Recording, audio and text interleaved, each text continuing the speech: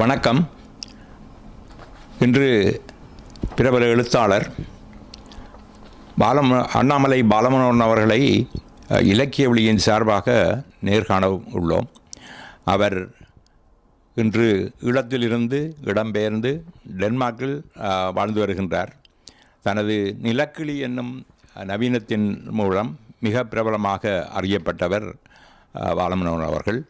அவர்களை நாங்கள் இன்று அவருடைய இலக்கிய பணிகள் பற்றி கேட்க இருக்கின்றோம். வணக்கம் திருமதி பாலமனோகரன் அவர்களே. வணக்கம். துணைவியாரோடு இன்று வந்திருக்கின்றார். அவர்களுடைய 2 நூல்கள் இங்கே வெளியீடு செய்வதற்காக முயற்சிகள் நடந்து கொண்டிருக்கின்றன. அதையொட்டி கனடாவுக்கு வந்துள்ள அவரை வருக வருக என்று வரவேற்று கொண்டு, முதல்லே அவருடைய உங்கள் இளமை காலம் பற்றி எங்களுடைய நேயர்களுக்கு நீங்கள் என்ன கூற வருகின்றீர்கள் என்பதை சற்று தெளிவாக கூறினீர்கள் என்றால் நன்றாக இருக்கும். நன்றி. என்னை நேர்காண நீங்கள் அழைத்தமைக்கு இலக்கிய வழி எனக்கு நான் என்னுடைய நன்றியை முதலில் என்னுடைய மனைவியின் சார்பிலும் தெரிவித்துக் கொள்கின்றேன். என்னுடைய இளமை காலம், அதாவது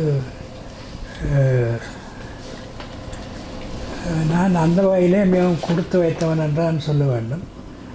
பல எழுத்தாளர்கள் மிகவும்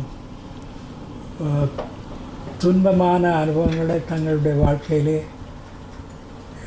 அனுபவித்து அதன் மூலமாக அவர்களுடைய அனுபவங்கள் அவர்களுடைய படைப்புகளிலே வெளியாகிருக்கின்றன.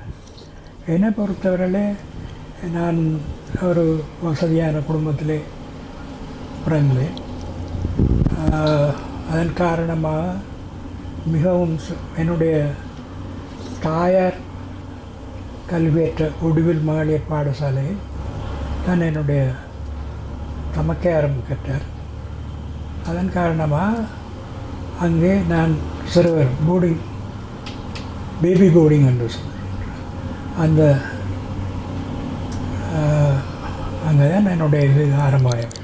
ஆமாம், உங்களுடைய ஆரம்ப காலம் மிக நன்றாக வருவதற்கு அந்த பிரதேசத்திலே, நீங்கள் வாழ்ந்த தனியுடைய பிரதேசத்திலே மிக பிரபலமாக இருந்தவர் ஆங்கில ஆட்சி காலத்தில் கிராம தலைமைக்காரனாக அண்ணாமலை விதானியார் என்று அறியப்பட்ட உங்களுடைய தந்தையார்.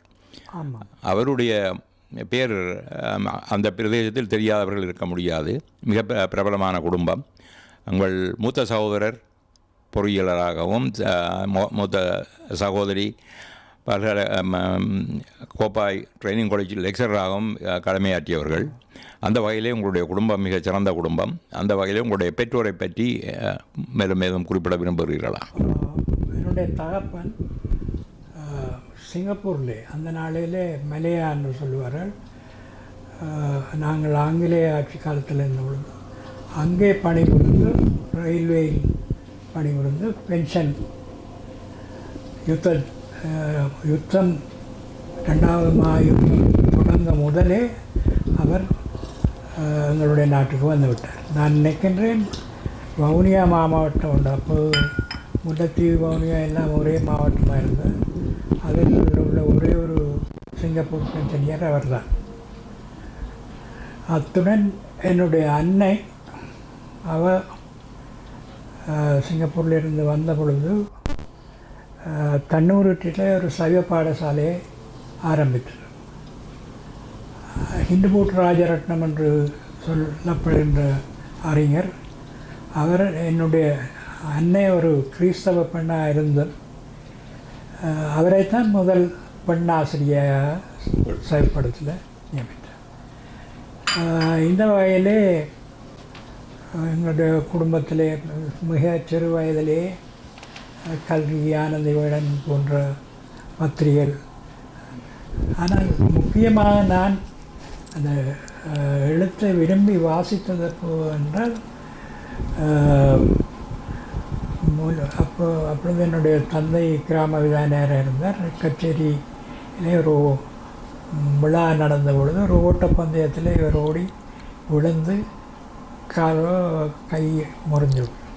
அந்த பந்தயத்தில் அவருக்கு வழங்கப்பட்ட புத்தகம் ராஜாஜி அவர்கள் எழுதிய வியாசர் விருந்து.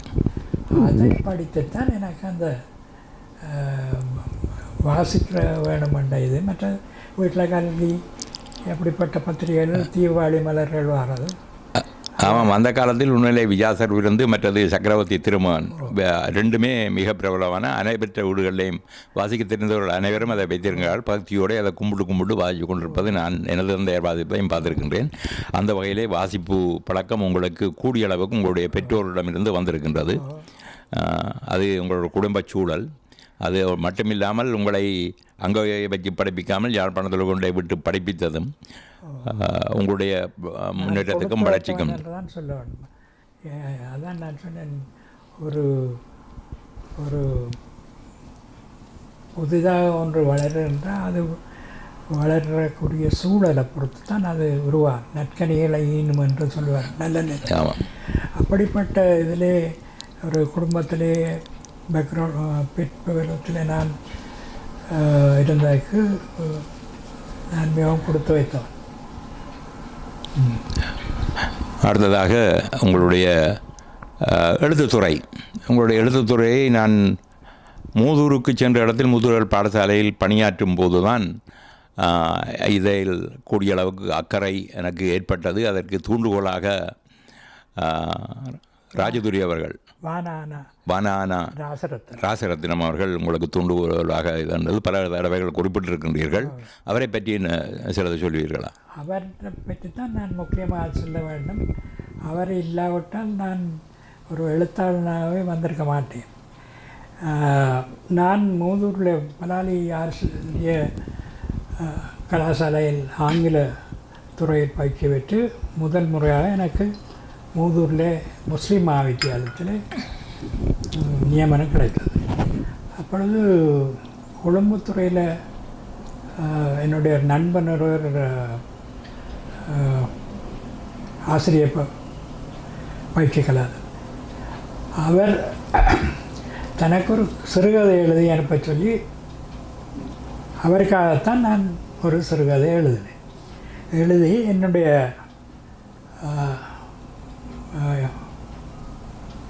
ஓயல் வகுப்பில் மஹரூப் என்ற ஒரு மாணவர் இருந்தார்.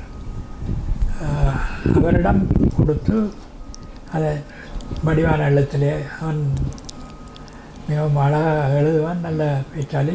அவர் பேராதனையில் படித்து பிறகு ஒரு சட்டத்தரணியாகவும் இருக்கிறார் நினைக்கிறேன். எனக்கு தெரியும். எம்பி எலெக்ஷன் கேட்டவர் நான் வரையில் நினைக்கிறேன்.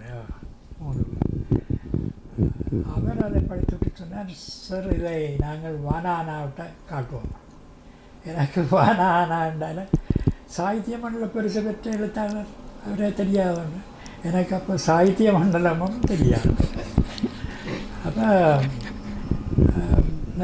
சரி நீ கொண்டு போய் காட்டுன்னு சொல்லி மவுரூப்கிட்ட சொன்னேன். மவுரூப் அப்போ வானானா எனக்கு ஒரு சீட்டு எழுதி அனுப்பியிருந்தார். நீங்கள் எழுதினது சிறுகதை அல்ல, அது நாவல். உங்களை நான் நேரில் சந்திக்க விரும்புகிறேன். ஒரு ஞாயிற்றுக்கிழமை வாடி வீட்டில் வந்து நாங்கள் சந்திப்போம்.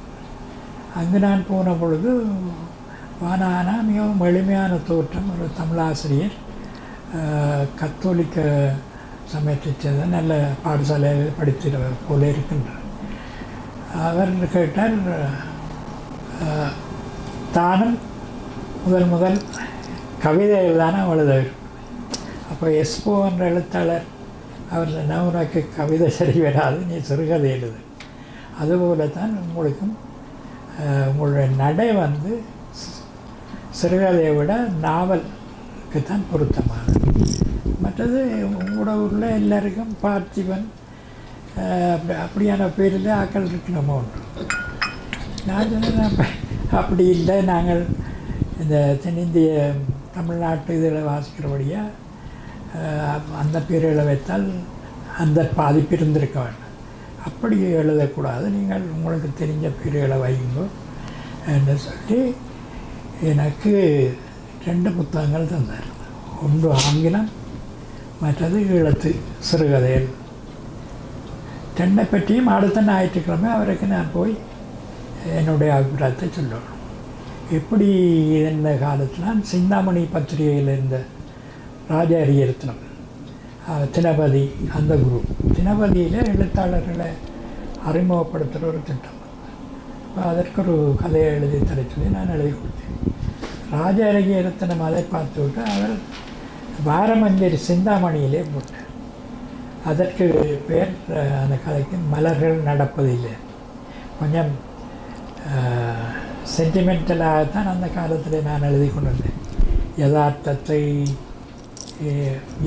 பிறகு இவர்களுடைய கதைகளை ஈழத்தெழுத்தாளருடைய சிறந்த படைப்புகளை மட்டுமல்ல, வெளிநாட்டு எழுத்தாளர்களுடைய படைப்பு. அப்போ ஒரு சிறுகதை என்றால் எப்படி இருக்க வேண்டும் என்ற இதை புரிந்து கொண்டேன். அதன் பிறகு நான் எழுதின எல்லா சிறுகதைகளையுமே ராஜாரியத்தனும் சிந்தாமணி வார வந்தது. அதற்கு நல்ல ஓவியர்களும் இருந்தார்கள். நான் அப்படித்தான் நான் எழுத்துத்துறைக்கு இங்கே வந்தது ஆரம்பத்தில்.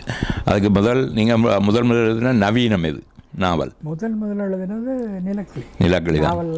அதே நிலக்கிளி நீங்கள் ஆண்டாங்குளத்தில் படிப்பதபடியால் அந்த ஆண்டாங்குளத்தை மையமாக வைத்தீர்களா? தகழி சிவசங்கர பிள்ளை செம்மீன் என்று அது மிக பிரபலமான ஒரு நாவல். அது படமாகவும் வந்தது. செம்மீன் தான் நான் நினச்சேன் ஒரு சிவத்த மீனாக்கும். அது ராலைத்தான் மலையாளத்தில் செம்மீன். அப்போ அந்த இதில் அதுவும் அவரை ஒரு ஒரு கடற்கரை விடுதியில் கொண்டு வச்சு 24 மணித்தியாலத்தில் அவர் அதை எழுதி முடித்தார். அப்போ செம்மீன் போன்ற ஒரு உருவம் நிலம். நான் 15வது வயதில் என்னுடைய யாழ்ப்பாண கல்லூரியில் என்னுடைய கல்வி வேறு பல காரணங்களாக இடைநிறுத்தப்பட்டு அங்கிருந்து வெளியேற்ற மாட்டேன். இருந்தாலும் என்னுடைய ராஜன் கதிராமர் என்ற ஒரு ஆசிரியர், அவர் என்னிலே மிகவும் பிரியமாக இருந்தார். அவருடைய சகலன் தான் சென்ட் ஜான்ஸில்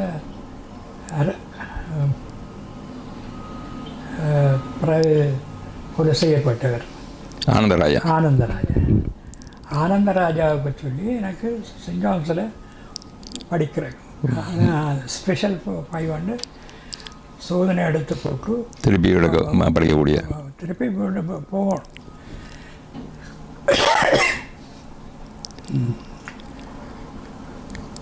அப்போது அதற்கு என்ன கேட்டீங்கள்? உங்களுடைய கல்வி பின்புலம் நல்ல பாடசாலைகள், யாழ்ப்பாண பாடசாலைகள் படித்தபடியில் தான் நீங்கள் 2 மொழிகளிலும் மிக தாராளமாக எழுத்து ஆற்றல் படைத்தவராக உங்களுடைய நாவல்களையும் கதைகளையும் மொழிபெயர்ப்பதற்கும் உங்களுக்கு அது வாய்ப்பாக அமைந்திருக்கின்றது. மீடியம் இன்ஸ்ட்ரக்ஷன் ஆங்கிலம் தான். ஆங்கிலம் தான். 58 வாக்கில் தான் அது மாறுது. 60 தான் மாறினது.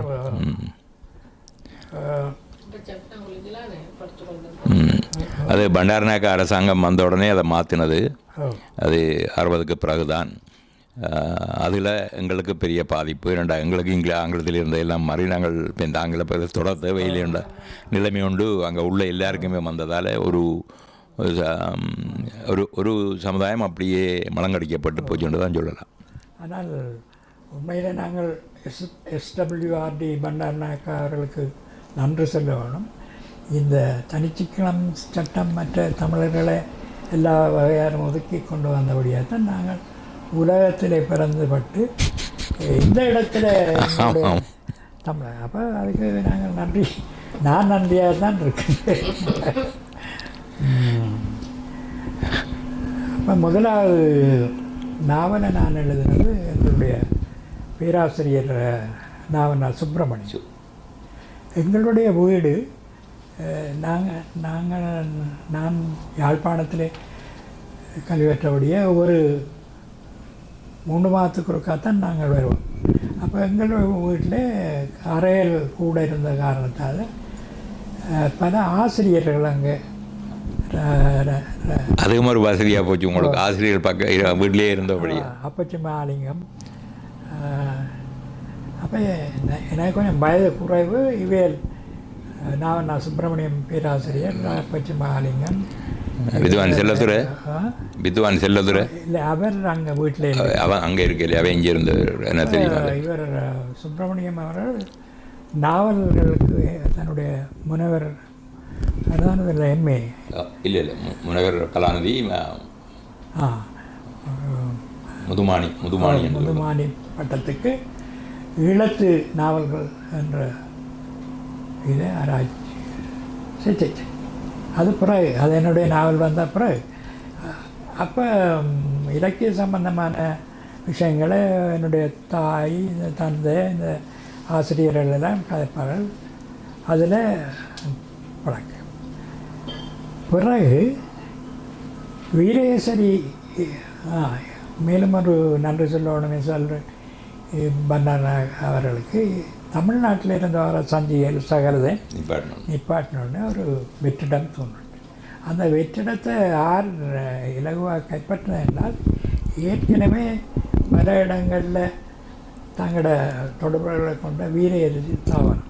வீரேசரி தான் கூடிய அளவுக்கு அதில் அக்கறை கொண்டு அந்த எழுத்து வாரம் கதைகளை பிரசுரிக்க துவங்கியது. எந்த இடத்துல சென்றாலும் நான் முதலில் நன்றி கூறும் வரிசையில் வீரேசரி ஸ்தாபனத்தை மறக்கும்.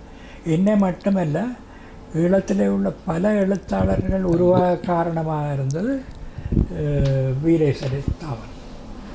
ஆமாம், அது இன்றும் உங்களை வன்னி மண்ணின் முன்னோடி உங்களை பார்த்து பலர் எழுத தொடங்கியிருக்கிறார்கள் என்ற கதை பரவலாக அடிபட்டு கொண்டிருக்கின்றது.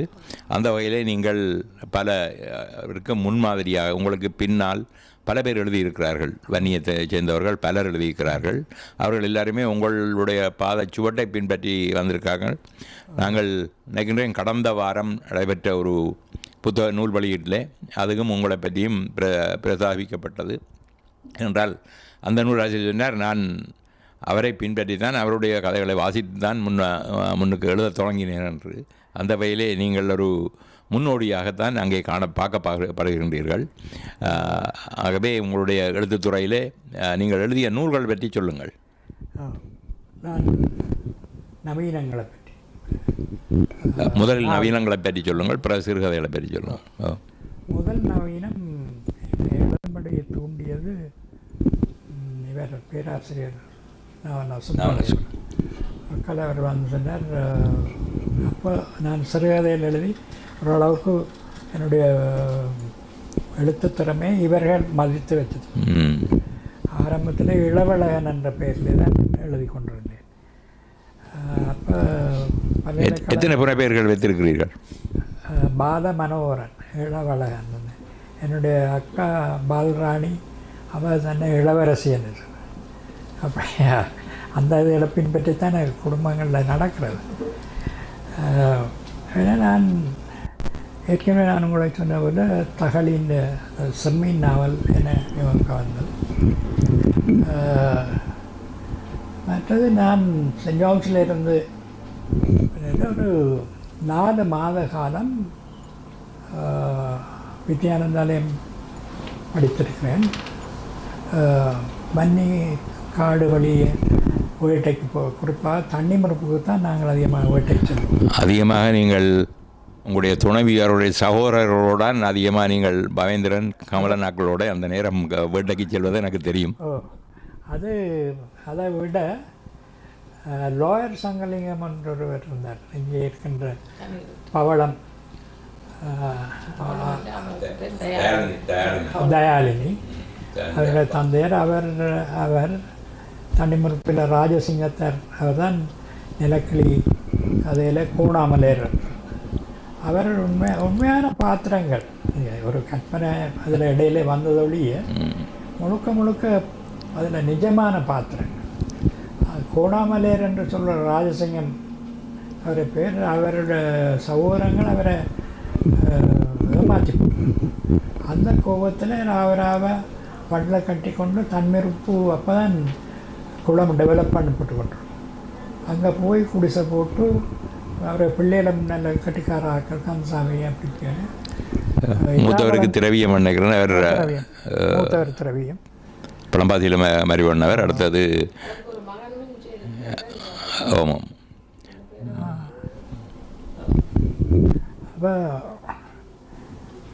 அப்போ அந்த இதில் வச்சோண்டு இப்போ நிலக்கிளி அந்த செம்மீனண்ட அந்த உருவம் எங்கேயோ ஒரு அது எனக்கு பல விஷயங்கள் வந்து நானாக எழுதினு நான் நினைக்கிறேன்.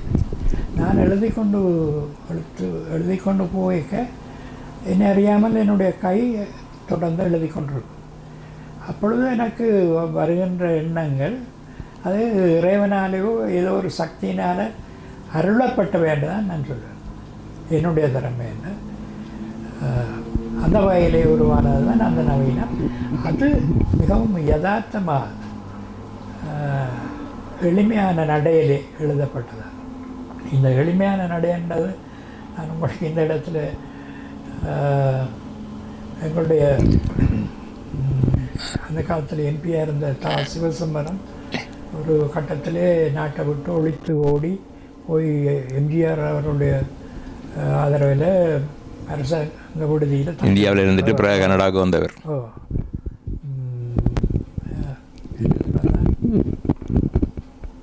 எளிமையான, அதாவது கிராமிய பேச்சு வழக்கில் நீங்கள் எழுத்துக்கள் எல்லாம் போய் கொண்டு காவலூர் ராஜதுரை என்ற ஒரு எழுத்தாளர் அங்கே எனக்கு ஒரு கூட்டத்தை ஒழுங்கு பண்ணி அதுக்கு ஆனந்த் சகரி சுதந்திரம் எல்லோரும் வந்தாங்க. அங்கே ஒருவர் பேசும் பொழுது சொன்னார், இந்த நடை வந்து ஒல்லித்தங்காய் நடைய என்னென்னா அதில் கனதி இல்லை. நான் எனக்கு தெரிந்ததை தான் நான் எழுதுவேன். ஆனால் பலரும் மறைந்த மூனா வரதராஜன் அவருடைய நடையை பின்பற்றி என்னுடைய எழுத்து எளிமையாக இருக்கின்றன. அதே போல் நிலக்கிளிக்கு நல்லதொரு வரவேற்பு கிடைத்தது. சாகித்ய மண்டல பரிசு கிடைத்த காரணமாக வீரேஸ்வரியில் அதை பற்றிய விவரம் போடும் பொழுது இப்படித்தான் போடுவார். வீரேஸ்வரி பிரசுரம் நிலக்கிளிக்கு சாகித்ய மண்டல பரிசு. அது எத்தனையாம் ஆண்டு உங்களுக்கு? 74ஆம் ஆண்டு நினைக்கிறேன். 73 அக்டோபரில் எனக்கு மகன் பிறந்திருந்த அந்த காலத்தில் 74 கிட்டத்தட்ட 50 வருடங்களுக்கு மேலாகி அந்த கதை வந்து உதாரணமாக நீங்கள் மிக பிரபலமான கதைகள் ஈழத்தில் மட்டுமல்ல போர்க்கால அந்த அந்த அந்த வகையான கதைகளை தவிர்த்து அண்ணா கரண்டினா அப்படிப்பட்ட கதையை எடுத்தால் அங்கே ஒரு ஒரு பாலியல் சம்பந்தமான சில விஷயங்கள் விரசமாக இல்லை, மிகைப்படுத்தப்பட்டு எழுதப்படுகின்ற நிலைமை இல்லை. அப்படி இல்லாமல் அப்படி எழுதப்பட்டது. ஆனால் என்னுடைய கதையில் அது ஒரு வித்தியாசமான ஒரு நடை. அதுதான் நான் சொன்ன எனக்கு கடவுள் தந்த கொடு. அப்படி கையாண்ட கதைகள் இளம் பருவத்தினரை இன்னும் கொஞ்சம் வயதானவர்களுக்கு தங்களுடைய இளமை காலத்தை மீட்டு பார்க்கின்ற ஒரு படைப்பாகும். இளம் பருவம் 10-12 வயதாக்கள் கனவேர் அந்த வயதில் அதால் கவரப்பட்டிருக்கு. அண்மையில் நான் ஒரு நூல் ஒன்று என்ன வெளியிடப்படவில்லை. அந்த நூலை பார்க்கின்ற வாய்ப்பு எனக்கு கிடைத்தது. அதிலே தான் இளமை காலத்தில் களவெடுத்து கொண்டே அந்த புத்தகத்தை வாசித்ததாகவும், அந்த புத்தகத்தில் வாசித்து போட்டு அந்த பதஞ்சலியை தேடி முல்லைத்தீவுக்கு போய் அங்கே பார்த்தா மாமூலி இல்லாடம் தேடினா இல்லை பிளாப்படம் தான் கிடைச்சது என்று குறிப்பிட்டிருக்கின்றார். இல்லை உதயச்சந்திரன் சொல்லி ஒரு இப்போ தான் முதல் அவருடைய முதல் சிறுகதை தொகுப்பு வெளிவர இருக்கின்றது.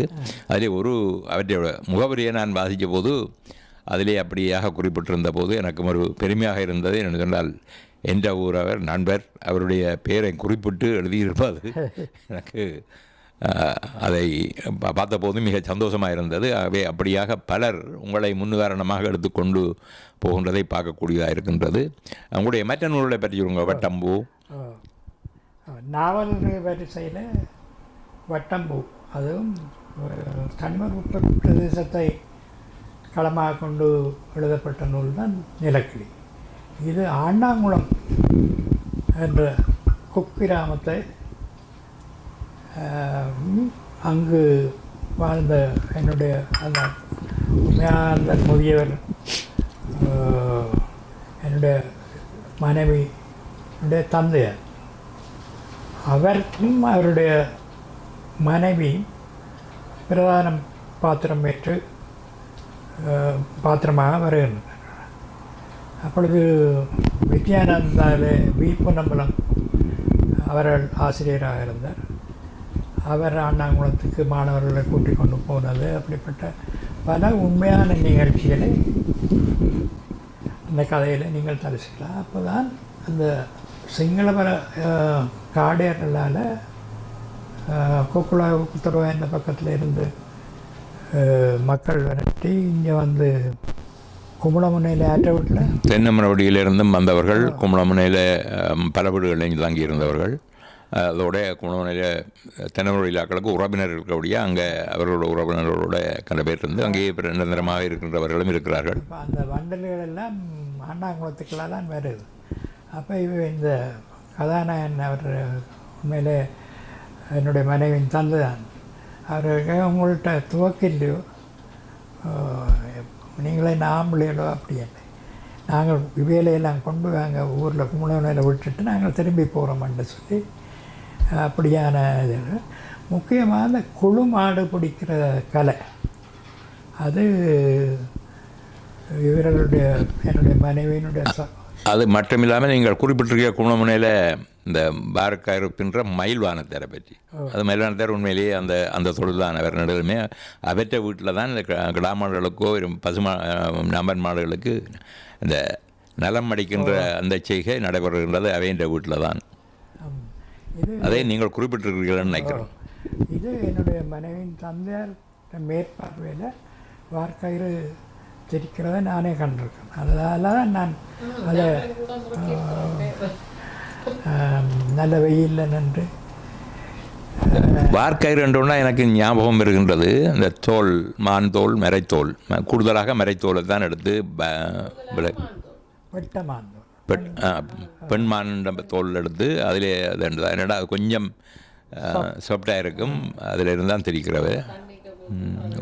அதெல்லாம் விவரமாக நான் வட்டம்பூ நாவலில் எழுதியிருக்கேன். நாடா வட்டி, நாடா பந்துகளாக எடுத்து 3 இந்த இடத்துல இது என்னுடைய கற்பனை தான். இல்லை, கற்பனை என்று சொல்கிறதுக்கு இல்லை, இது எல்லாம் இப்போ இந்த விடயங்கள் நீங்கள் இப்போ சொன்ன குறிப்பிட்ட விடயங்கள் எல்லாம் ஒரு வரலாற்று பதிவுன்னு தான் நான் கருதுகிறேன். உண்மையிலேயே அது முந்தி நடந்த விடயங்களை நீங்கள் அதில் கொண்டு வந்து தந்திருக்கிறீர்கள். அது கற்பனை என்று சொல்ல முடியாது. என்னென்னு சொன்னால் இப்போ பார்க்கும்போது என்னோட கொஞ்சம் காலத்தில் நான் நினைக்கிறேன், நீங்கள் ஒரு அண்மையிலே ஒரு எழுதின விமர்சனம் உண்டு பார்த்தேன். நான் நினைக்கிறேன் அந்த நந்திக்கடல், நான் பார்த்த நந்திக்கடல் என்ற நூலுக்கு எழுதின விமர்சனத்தில் நீங்கள் இன்னொரு 100 வருஷத்துக்கு பிறகு என்னுடைய படைப்புகளை பார்க்கின்ற ஒருவர் இதை வரலாற்று பதிவாக எடுத்துக்கொள்ளலாம். நாங்கள் இப்பொழுது சங்க இலக்கியங்களை எடுத்து பார்க்குறோமோ அப்படி எங்களோட வரலாற்றில் முந்தைய ஆக்கள் இருந்தனம்ன்றதை இன்னொரு கொஞ்சம் காலத்தில் இப்படியான பதிவுகளில் இருந்து எடுப்பார்கள்ன்றது நம்பிக்கை.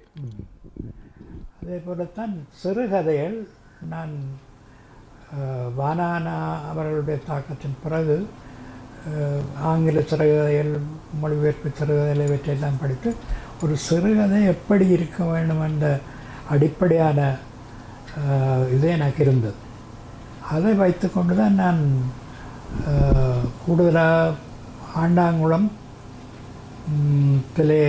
வாழ்ந்த மக்கள் மிகவும் எளிமையான மக்கள், அதில் வள்ளம் ஓடுறவர்கள், உங்களுக்கு தெரியும் பல விதமான அவர்களுடைய குடும்பங்களில் அவர்களை கதை மாந்தர்களாக வைத்து நல்ல அழகான ஒருக்கமான சிறுகதையில் எழுதியிருக்கேன். அந்த தொகுதிக்கு எனக்கு சாகித்ய மண்டல பரிசம் கிடைத்தது. உண்மையிலேயே அந்த ஆண்டாங்குளம் மாறி காலத்திலே ஒரு தீவாக மாறிவிடுகின்றது. அப்பொழுது செம்மலை இருந்தொருவர் கைலாய பிள்ளை என்ற ஒருத்தர் தான் அந்த வள்ளம் செலுத்துவார். அப்போ ஆக்கள் 2 பேர் ஏறினால் அங்கே வள்ளம் கொண்டே விடுவார், இப்போ இந்தியாவில் கொண்டு வந்து விடுவார்.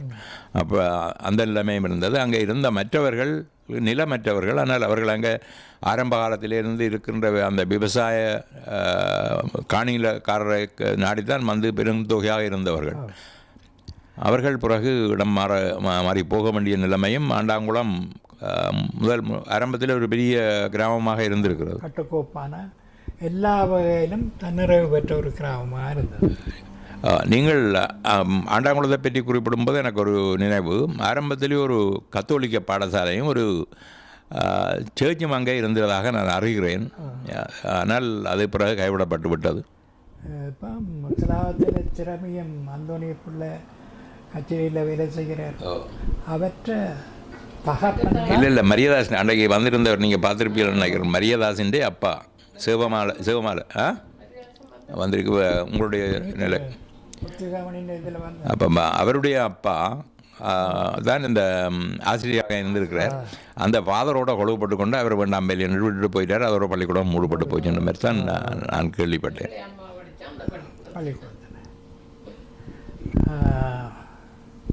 அப்படியே நல்ல கதைகள் எழுதியிருக்கிறேன்.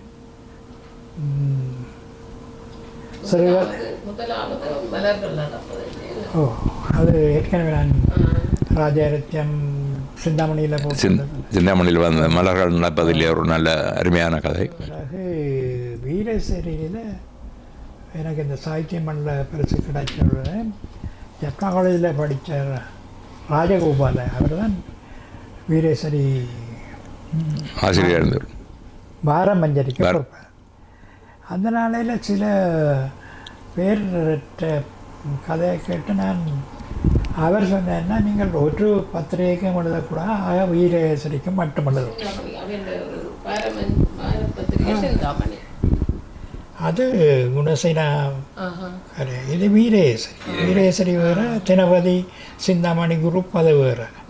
வீக்கெண்ட் என்ற பத்திரிகையில் என்னுடைய சிறுகதை வந்தது. வட்டாப்பிள்ளை பொங்கலை பற்றி மிகவும் ஒரு நல்ல கதை எழுதியிருந்தேன். வானானா எனக்கு சொன்ன ஆங்கிலத்தில் எழுது.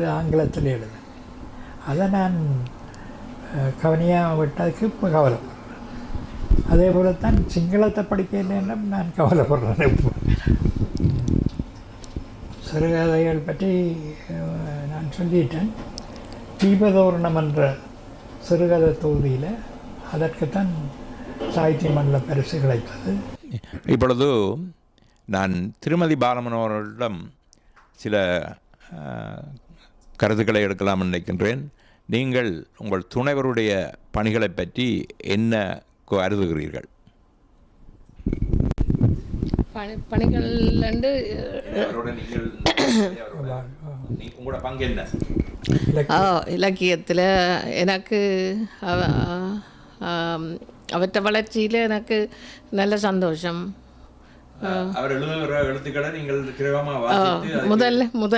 முதல்ல நான் தான் வாசித்து கருத்து சொல்கிற பல திருத்தங்கள் சொல்கிற எழுத்து பிள்ளைகள் அது எழுதியெல்லாம் முதல் நான் வாய்ச்ச பிறகு தான் மெட்டாக்களுக்கு கிடைக்கும். அது நான் செய்கிறேன். நான் மற்றது நேர்மையான துணிச்சலான விமர்சகர். அன்று மட்டுமல்ல, இப்பொழுதும் கூட என்னுடைய நாளார்ந்த என்னுடைய வயது காரணமாக எனக்கு வந்த சில சுகவீனம் காரணமாக நான் கொஞ்சம் பின்னிலைக்கு வந்த பொழுது இப்பொழுதும் இன்றைக்கு இந்த மாதிரித்தான் நடக்க வேணும். நடக்க கூட நிமிர்ந்து நடக்கும். குனிய விடுறே இல்லை. நான் கொஞ்சம் சோமில்லைன்ற இப்படி ஒரு மாதிரி வளைச்சாரண்டா நான் சொல்கிறேன். அப்படி போனீங்களா அப்படியே போயிடுவீங்க. அது எல்லா துறையிலும் நான் அவருக்கு பக்க ஆரம்பத்திலே என்ன அவர் ஒரு குழந்தை பிள்ளையாத்தான் வச்சிருந்தவர். நான் ஒரு செல்ல பிள்ளையாத்தான் இருந்தேன். இப்போ எனக்கு அவர் ஒரு குழந்தை பிள்ளையும் ஒரு செல்ல பிள்ளையும். மற்றது இந்த பாரதியார் சொன்ன நன்மந்திரி எங்கிருந்தோ வந்தான் கண்ணன் போல எல்லா வகையிலும் ஒரு துணைவி, வாழ்க்கை துணைவி எப்படி இருக்க வேண்டும் என்பதற்கு என்னுடைய ஒரு இலக்கணம். நான் நாங்கள் டென்மார்க்கில் நடக்க செல்லும் பொழுது முதுகில்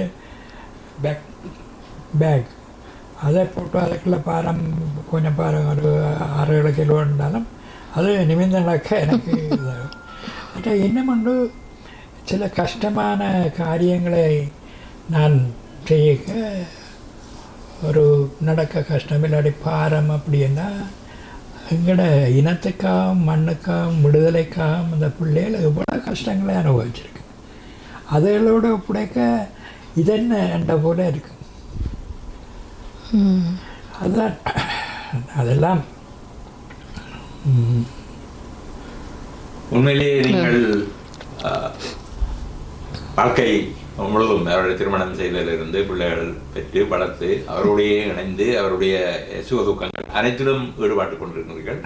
இப்பொழுது அவருடைய நூல் வெளியீடு மற்றது இப்போ நீங்கள் 2 பேருமே பிள்ளைகளை விட்டு தனியாக இருக்கின்ற ஒரு நிலை உங்களுக்கு எப்படியான உணர்வுகளை ஏற்படுத்துகின்றது? நாங்கள் என்னவோ நாங்கள் பெரிய எங்களோட சாதனைன்னு சொல்லக்கூடாது. பிள்ளைகள முயற்சியும் தான் பிள்ளைகள 2 பிள்ளைகளையும் அந்த இடத்துலேருந்து பிள்ளைகள் வரையக்கே ஒரு வயசு ஒரு 10-15 வயசு இன்னைக்கு அது உண்மையில ஒரு கஷ்டமான ஒரு வயசு. அதில் கொண்டு வந்து பிள்ளைகளையும் ஒரு நல்ல நிலைமையில் அப்போ நாங்கள் வந்தபோது பிள்ளைகள் வேறு இலங்கை பிள்ளைகள் அப்படியான ஒரு தொடர்புகளும் இல்லை. அப்போ அவைகள் அந்த நாட்டு கல்ச்சர்லேயே வளர்ந்து அப்படியே படிப்பை குழப்பியோ அப்படி ஒன்றும் செய்யலை. தங்களால் முடிஞ்ச விடையில் கஷ்டப்பட்டு படித்து நல்ல ஒரு மகனுக்கு பெருசாகி அந்தளவுக்கு இல்லை, மகளுக்கு அது இருக்குது. அவளுக்கு அந்த இலக்கியமோ அவள் அந்த தமிழை மறக்காமல் டிரான்ஸ்லேட்டராக வேலை செய்தவ. அப்படி இப்போவும் தமிழ் இதுகளில் ஆர்ட்லும் கொஞ்சம் இன்ட்ரெஸ்ட் இருக்குது, வாசிப்பான். மற்றது இங்கேருந்து போய் மகளுக்கு பேர் உஷா, அவள் அந்த வயதுக்குரிய வகுப்பில் சேர்த்து விட்டுட்டார். அந்த பிள்ளை வகுப்பிலே ஒரு லாங்குவேஜை படிக்க விட இல்லை. முதல்ல இன்டர்நேஷ்னல் ஸ்கூலில் விட்டவேல். அப்போ இங்கிலீஷ் மீடியத்தில் அங்கே படித்தபடியாக பிள்ளை அதை பிக்கப் பண்ணி கொண்டு வந்துட்டாள். கிரேட் 9 வந்தோம். கிரேட் 9 விட்டு கிரேட் 10 அவளுக்கு கிம்னாசியம் போகிறதுக்கு எல்லாம் கிடச்சி பிள்ளை 2 பிள்ளைகளே நல்ல மேரேஜ் வந்து நாங்கள் இப்போ 2 பேரும் சந்தோஷமான ஒரு வாழ்க்கை. 2 பேரும் கடவுள் அருள்ல இன்னமும். இப்பொழுதும் கேள்விப்பட்டிருக்கின்றேன், அவர் உங்களுடன் இங்கேயே வந்திருந்து உங்களுடைய நூல் வெளியீட்டிலும் கலந்து கொள்ள வேண்டும் என்பது மட்டுமல்லாமல் அவருடைய துணைவரின் அண்ணா அமெரிக்காவிலிருந்தும் இந்த நூல் வெளியீட்டில் கலந்து கொள்வதற்காக வர இருக்கின்றார் என்ற செய்தியை கேள்விப்படும் போது மிக்க மகிழ்ச்சியாக இருக்கின்றது. உங்களுடைய அவர் ஒரு விஞ்ஞானியாக கடமை. எனக்கு அவர்களுடைய குடும்பம் எல்லாரும் தெரியும். என்று சொன்னால் அவர்கள் அந்த குடும்பத்திலே பெரும்பாலானவர்கள் என்னுடைய மாணவர்கள். எனக்கு நன்றாக தெரியும் அவருடைய தந்தை தாய் எல்லாரையுமே. அவர்கள் இளமை பருவத்தில் தந்தையை இழந்தாலும் கூட நல்ல கல்வி கற்று நல்ல முன்னேற்றத்துக்கு வந்திருக்கின்றார்கள். இப்பொழுது உண்மையிலே திருவாளர் பாலமுனோரன் அவர்களே, நீங்கள் எழுத்துத்துறையை விட்டு அதற்கு மேலாக நீங்கள் இன்னும் ஒரு துறையிலே காதல் கொள்வதாக நான் கேள்விப்பட்டிருக்கின்றேன். இங்கே துணைவியார் பக்கத்தில் இருக்கிற என்னை விட ஒரு காதல் உண்டு. ஓவியத்துறையிலே மிக முக்கியமாக நீங்கள் ஈடுபாடு கொண்டுவதாக நான் அறிகின்றேன். அதை பற்றி நீங்கள் ஏதாவது சொல்லுங்கள். 2ஆம் வகுப்பு வரையில் என்னுடைய அன்னையின் பாடசாலையில் தான்.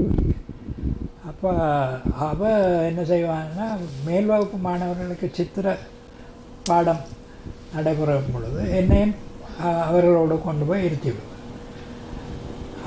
அப்பொழுது இருந்து ஆரம்பித்தது தான் இந்த ஓவிய கலை. மற்ற டென்மார்க்குக்கு நான் போயிருந்த காலத்தில் பல வகையிலும் ஏதாவது ஒரு முயற்சி செய்ய வேணுமென்னாக்கா எனக்கு நல்ல ஒரு புகைப்பட கருவியை என்னுடைய அண்ணா தந்திருந்தார். அதை கொண்டு போய் அழகான வீடுகள், நல்ல அமைப்பான சித்திரத்துக்கு பொருத்தமான விட அதில் படம் எடுத்து கொண்டு வந்து அதை போல் நான் நீர் வண்ணத்தில் கீறி അതിൻ്റെ അഡ്രസ്സേയും എടുത്ത് കൊണ്ടുവന്നിരുവാണ്. അതിൻ്റെ ഒരു കളർ പ്രിൻറ്റ് அந்த அட்ரஸுக்கு அவைகளுக்கு அனுப்பி வைப்பேன். இது உங்களை பிடித்திருந்தால் இதை வாங்க விரும்புகிறேன் எனக்கு அப்படி பல. அப்போ ஃப்ரெடி என்ற ஒருவர் ஒரு முந்தின காலத்தில் இந்த ராஜபாட்டைன்னு சொல்லி இந்த குதிரைகள் வண்டல் மாத்திரக்காக ஒரு இடம் இருக்குது. அப்படிப்பட்ட ஒரு விடுதிக்கு சொந்தக்காரன் அவற்றை படத்தை கீறி அவர் அதுக்கு பிறகு படங்களை தந்து தனக்கு கீறித்தல் எல்லாம் அதில் நிறைய படம் கிடைத்தது. இன்னும் ஒரு அற்புதமான விஷயம், என்னுடைய மகன் ஒரு வகுப்பில் படிக்கிற டெனிஷ், அவருக்கும் உஷா மைந்தனம் போல 2 பிள்ளைகள். அவர் அந்த நாளையில் டென்மார்க்கில் இப்படி அந்த ஸ்டேஷனரின்னு சொல்கிறார், அது ஏஜென்ட் மூலமாக தான் விற்கிறது. ஒரு கம்பெனி தனக்கு இன்னும் தேவைன்னா இவர் மூலமாக உலக நாடுகள். அப்போ அவருக்கு நிறைய சாம்பிள்கள் வரும், கலர்ஸ், ப்ரஷ்கள், அது எழுதல்னு வரும். அப்போ நான் கீரில் அவன் வீட்டு நான் சாப்பிட போயிருந்த பொழுது உடைந்த பெஸ்டல் கலர்ஸ் அதை தந்து அப்படியான இதை பொருட்களை தருவேன். அதில் தான் நான் டென்மார்க்கில் ஓவியம் வரையத்துங்க. நல்ல காடுகள், அது காட்சிகள், இயற்கை காட்சிகள்லாம் மறைந்து. அப்போ நீங்கள் இந்த உங்களுக்கு தெரிஞ்ச சித்திரத்தோட இந்த இலக்கியத்தை தொடர்புபடுத்தி இலக்கியத்தை சித்திரத்தின் மூலம் கொண்டு வரதுக்குரிய முயற்சிகள் ஏதாவது செய்தீர்களா? சிறுவர் இலக்கியம் அல்லது கதைகள், இப்போ முந்தி படங்களை போட்டு எழுதுகிறார்கள். அவர்கள் ப்ளீடிங் ஹார்ட்ஸ் நந்தாவதி என்று முன்பு சோமபுத்த நிலையம் வெளியிட்டது. நான் எழுதின அது ஒரு சுவையான சங்கதி. நந்தாவதி அது நீண்ட காலத்துக்கு முதல் நீங்கள் எழுதிய அந்த கதை இந்த வட்டம்பூ கதை தான். அதை வீரசரி ஏற்றுக்கொள்ளல.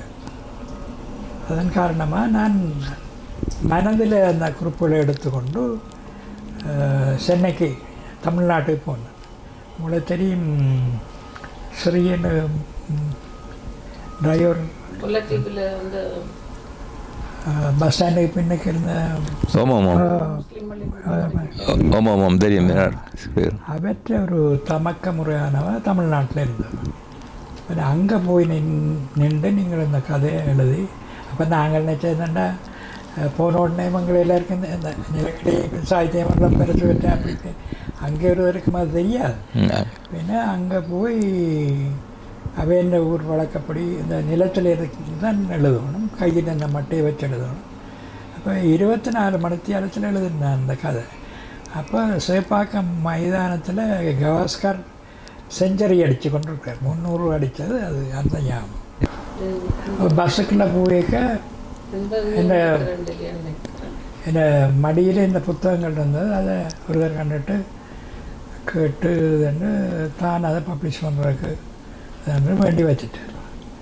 வேண்டி வச்சு அவர்கிட்டே கிடந்துட்டு அது முல்லையூரான் உங்களுக்கு தெரியும், இந்த முல்லையூரான் நல்லா தெரியும். அவரை நாங்கள் இந்தியாவுக்கு அனுப்பி அங்கே போய் அவர் இருந்த பொழுது அவர் இந்த என்ற பிரதி இருந்த அந்த இடத்தை அட்ரஸை கேட்டு அவர்கிட்ட போய் அதை வாங்கி சோம புத்தக நிலையத்தில் கொடுத்து அவையில் படித்து தமிழ்நாடு லைப்ரரியால் அங்கீகரிக்கப்பட்ட ஒரு புத்தகமாக வெளியீடு செய்யப்பட்ட சோம புத்தக நிலையத்தால் அது அந்த புத்தகத்தில் பார்த்துருக்குறேன். அவை வச்ச பேர் நந்தாவதி. மற்றது ஆண்டாங்குளத்தை நீங்கள் கேள்விப்பட்டியல தெரியாது, ஆர்கே நாராயண். ஆர்கே நாராயண் அவர் கற்பனையில் உருவாக்கின ஒரு கிராமம் இருக்குது. அவர் கற்பனையில் உருவாக்கின ஒரு கிராமத்தை போல தான் நான் ஆண்டாங்குளத்தை நீங்கள் இலக்கியத்தரமானதா இலக்கியம் ஆண்டாங்குளம் பண்ணால் இலக்கியத்தில் ஒரு இடம்பெற வேணும். கிபி அரவிந்தன் அவற்றை அப்பால் தமிழில் குறிப்பிட்ட கூட தமிழ்நாட்டில் ப்ரொஃபஸர் பேராசிரியர் ரகுபதி என்னைக்கு அவர் இந்த சொற்களின் மூலம் பற்றி எழுதி கொண்டு வர ஆய்வு எழுதி கொண்டு வர்றார். அப்படி என்ன வரைங்க முரளிப்புலமண்ணைக்க பாலவனோரன் என்றதை குறிப்பிட்டதை அரவிந்தன் எனக்கு சொல்லி பெரிய பெருமைப்பட்டார். நல்லது. அடுத்தது நீங்கள் இலக்கிய பணிகளுக்கு அப்பால் டென்மார்க்கில் நீங்கள் மொழிபெயர்ப்பு துறையில் ஈடுபட்டிருப்பதாகவும் அறிகின்றோம். அதுக்கு ஒரு அகராதியை டேனிஷ் தமிழ் அகராதி ஒன்றையும் தயாரித்திருக்கின்றீர்கள் நினைக்கின்றேன். அதை பற்றி அது கூறுங்க. நான் அகதியல் நலன் ஒரு சங்கத்துக்கு ஏராளமான கைநூல்கள் முதலியவற்றை மொழிபெயர்த்து மொழி மாற்றம் செய்து கொடுத்துருக்கேன். அந்த வகையில் அவர்கள் பல பிற நாட்டு நூல்கள் அகராதிகள் அந்த வரிசையில் 11வது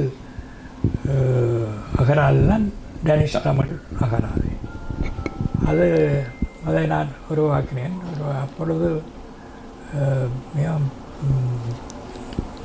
கணினி பழக்கம் அப்பொழுது இல்லை. தட்டச்சில் தான் நீங்கள் அடித்து கொடுத்தது? இல்லை இல்லை இல்லை இல்லை கம்ப்யூட்டரில் தான். கம்ப்யூட்டரே எனக்கு சரிவர கையாள தெரியாது. அதில் இந்த சிறிய எழுத்துக்கள் பெரிய எழுத்துக்கள் என்ற நுட்பம் தெரியல. அதனால் இருந்தாலும் அந்த நாளையில் அவியலாக வந்த தமிழாக்களுக்கு நிறைய பயன்பட்டது. அது மட்டுமல்ல ஆங்கில தட்டு எழுத்து மூலம் நாங்கள் தமிழை அடிக்கும்போது அது உண்மையில் வித்தியாசம். நாங்கள் இங்கிலீஷ் கேபிட்டல் லெட்டர்ஸுக்கும் ஸ்மால் லெட்டர்ஸுக்கும் உள்ள வித்தியாசம் தமிழில் இல்லை. அப்போ அது பல பேருக்கு பல பிரச்சனைகளை எழுத்தாளர்களுக்கு கொடுத்துருக்கிறது, இல்லை கணினிய பயிர்களும் கொடுத்துருக்கிறது. நலன் புரிய சங்கத்துக்கிட்ட நாங்கள் ஈடுபாடு கொண்டு எங்களோட குடும்பத்தை ஒரு உதாரண குடும்பமாக மகள் கிம்னேசியம் என்று சொல்கிற பல்கலைக்கழக பூமுக ஈடுபட்டார். எங்களோட குடும்பத்தை வச்சு ஒரு டாக்குமெண்ட்ரி செய்தது. அது ஒரு யூத பொம்பளை தான், ஈரானிய பொம்பளை டைரக்டர்.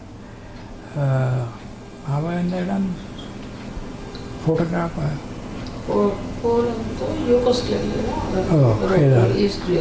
அப்போ அவையில் வச்சு அப்போ ஷூட்டிங் எடுத்து அதில் இப்போ கேமரா தேங்காய் திரும்புறது அது என்ன மைந்தனை போயிட்டு ஆணியனம் மகள் என்னமாயி அப்படின்ட்டு. அப்போ ஸ்ரீலங்காவின் பண்பாடு கலாச்சாரம் இப்படி இருக்கின்றதை உங்களோட குடும்பத்தின் மூலம் வெளியில் கொண்டு வரும். ஸ்ரீலங்காண்டில் ஒரு அகதியாக வந்த குடும்பம் தன்னைத்தான் என்ன மாதிரி நிலைநிறுத்தி கொள்ளுகின்றது அல்லது பிஸ்னஸ். இந்த நாட்டோட சோசியலைசேஷன் என்று சொல்லப்படுகின்ற அந்த நாட்டோட கலக்கின்ற அந்த நிலைமைக்கு எவ்வளவு தூரத்துக்கு விரைவாக மாறி இருக்கிறார்கள் என்பது ஒரு உதாரணம் என்று ஒரு டாக்குமெண்ட்ரி ஃபில்மு முதல்ல. அது என்னென்னா அது பிறகு வார எல்லாருக்கும் அந்தந்த மொழியில் மாற்றி கொடுக்கப்பட்டது. அப்போ நாங்கள் சில இடங்களில் ஈரான் லாங்குவேஜ் அல்லது அப்போ எங்களை குடும்பத்தை அநேகமான அகதியல் ஆக்களுக்கு தெரியும். அப்படி இறைவன் எங்களுக்கு எத்தனையோ நல்ல சந்தர்ப்பங்களை, அதுக்கு தான் நன்றி. இப்பொழுது நான் நினைக்கின்றேன் இங்கே 2 நூல்களை கொண்டு வந்திருக்கின்றீர்கள். ஒன்று நீங்கள் ஆரம்பத்தில் எழுதிய நிலக்கிளியை ஆங்கிலமாக்கி இருக்கின்றீர்கள், ஆங்கில பெயர்ப்பு செய்திருக்கின்றீர்கள் நினைக்கின்றேன். அடுத்தது நீங்கள் ஆங்கிலத்தில் எழுதிய மிஸ்டர் மங் என்றதை தமிழில் ஆக்கி கொண்டு வந்திருக்கின்றீர்கள் நினைக்கின்றேன். அப்படியா? ரெண்டும் வெவ்வேறு. முதல் மிஸ்டர் மங் தமிழிலே எழுதப்பட்டது. பிறகு நான் அதை ஆங்கிலத்திலே வித்தியாசமாக எழுதி இருக்கின்றேன். அது இந்த நூலுக்கு கிடைக்கின்ற வரவேற்பு எப்படியானதாக இருக்கின்ற பார்த்து அது இது இந்த மிஸ்டர் மங் தமிழில் உள்ளது எங்களோட இலங்கை வாசகர்களுக்கு உள்ள பொருத்தமான விஷயங்கள். மிஸ்டர் மங்க பற்றி நீங்கள் எழுதி கனகாலமாக அது பிரசுரிக்கப்படாமல் நூலாக்கப்படாமல் இருந்த என்ற செய்தியை நீங்கள் குறிப்பிட்டிருக்கிறீர்கள். அது ஏனென்றால் அரசியல் பேசுகின்றது என்றபடியா அந்த அரசியல் அதிலே என்னென்ன அரசியலை பேசியிருக்கிறீர்கள்னு சொல்ல முடியுமா? தாராளமாக சொல்லலாம். ஏன்னா எங்களோட தமிழ் பாராளுமன்ற உறுப்பினர்களுக்கு ஏற்படுகின்ற கஷ்டம், அவர்கள் நினைச்சதை பாராளுமன்றத்தில் ஒன்றும் செய்யல. சிங்கள இன ஆதிக்கம் அங்கே கூட இருக்கு. அதுதான் தொடர்கிறது இப்பொழுதும். அதைத்தான் நான் ஆங்கிலத்தில் அதை என்னமாக எழுதியிருக்கேன்னா, சார்ல்ஸ் டிக்கன்ஸ் ஒரு பிரபல Tale of Two Cities. Charles அதான் அது சில எங்களுக்கு அது இதாக இருந்தது வகுப்பில் எனக்கு நான் வாய்ச்ச ஞாபகம் இருக்குது. அப்போ அது டேல் ஆஃப் டூ சிட்டிஸ் தான் அவற்றை டேல் ஆஃப் டூ சிட்டிஸ். மற்றது அதே நேரம் என்ன ஒரு புக் இது அது வெனிஸ். ஆமாம், வெனிஸ் டு இன்னொரு புக் இருந்தது எங்களுக்கு, மர்ச்சன்ட் ஆஃப் வெனிஸ். அது ஷேக்ஸ்பியர் உண்டு. அது 2 புக்கங்களும் எங்களுக்கு வித்யாந்தர படிப்பு எனக்கு நான் வாங்கி வச்சுருந்தேன் அந்த புக். இது என்ன நான் சொல்லி வந்தது, டேல் ஆஃப் டூ நேஷன்ஸ் எழுதியிருக்கிறீர்கள். 2 நேஷன்ஸ் தானே. ஆமாம் ஆமாம். அதில் இந்த சில்லறை விஷயங்கள் இல்லை. எங்களோட தமிழாக்களுக்கு நகைச்சுவை அப்படியான விஷயங்களில் என்னத்துக்காக தமிழினம் ஒதுக்கப்படுகின்றது என்பது மங்கின்ற மிஸ்ஸமங்க் வாயிலாக வருது. உதாரணமாக மிஸ்ஸமங்கோட மங்க் கேள்விகள் கேட்குது. இந்த 12 பௌத்தம் இலங்கையில் கூடுதலாக வந்தது. வடக்கிலேருந்து தான் நாலந்தாலேருந்து இந்த நான் நீங்கள் அனுப்பியிருந்த இங்கிலீஷ் வதன் பாக்கி பார்த்தேன்னா அதில் நீங்கள் எழுதிக்கிறீர்கள் இப்படி பௌத்த சமயம் இலங்கைக்கு வந்தது. அது மட்டும் இல்லாமல் இந்த மகாநாமர் எப்படி அதை எழுத துவங்கினார், மகாநாமருடைய வரலாறு, அவர் ஒரு தமிழராக இருந்த ஒன்றும் பாலியில் எழுதின கதைகளும் எழுதியிருக்கிறீர்கள் நினைக்கிறேன். அது எனக்கு இது அவர் தமிழர் என்றது எனக்கு இப்போ புதுசாக. அந்த நாளையில் அங்கே பேசப்பட்ட மொழி எல்லாருமே ஒரு இனம்தான். இயக்கநாகர் அந்த இது கூடுதலாக இப்போ பேர்னிங் கொஸ்டின் ஆஃப் த டே இலங்கையில் உள்ள பிரச்சனை. இலங்கை ஒரு எல்லாற்ற கவனத்தையும் கவர்ற ஒரு இதாக இருக்கிற நேரம் அங்கே உள்ள பிரச்சனைகள் என்ன மாதிரியான என்றதை இந்த வெளியாக்களுக்கு விளங்கப்படுத்தக்கூடிய ஒரு வகையில் இதை எழுதியிருக்கின்றேன். மற்றவர்கள் வாசித்து அங்கே உள்ள பிரச்சனைகளை அறிந்து கொள்ளக்கூடிய வகையில் அங்கே உள்ள அரசியல் பிரச்சனைகள் என்ன எப்படியாக வந்தன அடிப்படை பிரச்சனைகளை நீங்கள் தந்துக்கிறீர்கள். இங்கே உள்ள ஒரு ஆள் பார்க்க தங்களுடைய வியூகத்தில் அவர்கள் பார்ப்பார்கள். ஆமாம், உணர்ச்சி வசப்பட்டு அதில் விஷயங்கள் வரக்கூடாது.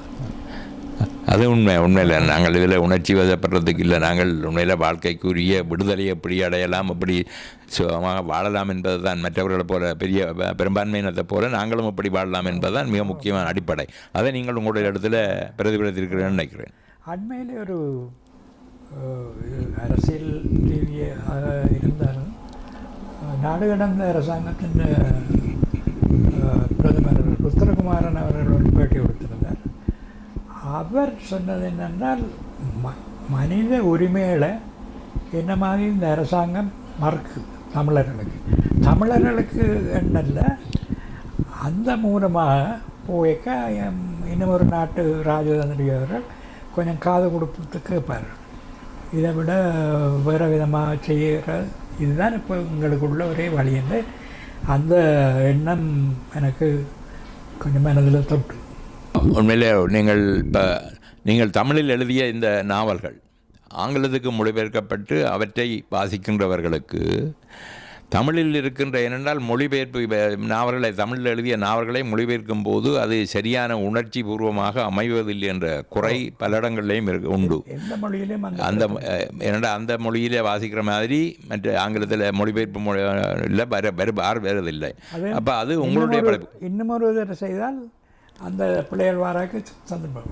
ஆனால் எழுத்தாளர் அதை செய்யும் பொழுது அதில் கொஞ்சம் அது நீங்களே தான் எழுத்தாளர்களுடைய நீங்களே அந்த மொழிபெயர்ப்பை செய்தபடியால் உங்களுக்கு அதில் கூடிய அளவுக்கு பாராட்டுக்கள் வந்திருக்கின்ற நினைக்கின்றேன். அது சரியா? நான் ஒன்றை குறிப்பிட்டு சொல்ல வேணும். எனக்கு இலங்கையிலேருந்து நான் அப்போ மொழிபெயர்ப்பாளராக இருந்தேன். இலங்கையிலேருந்து அகதியில் வருவது நின்று விட்ட பொழுது என்ன செய்யலாம்னு யோசிக்கல. டெக்னிக்கல் காலேஜ் தொழில்நுட்ப கல்லூரி ஆக்களை எடுக்குதுன்னு.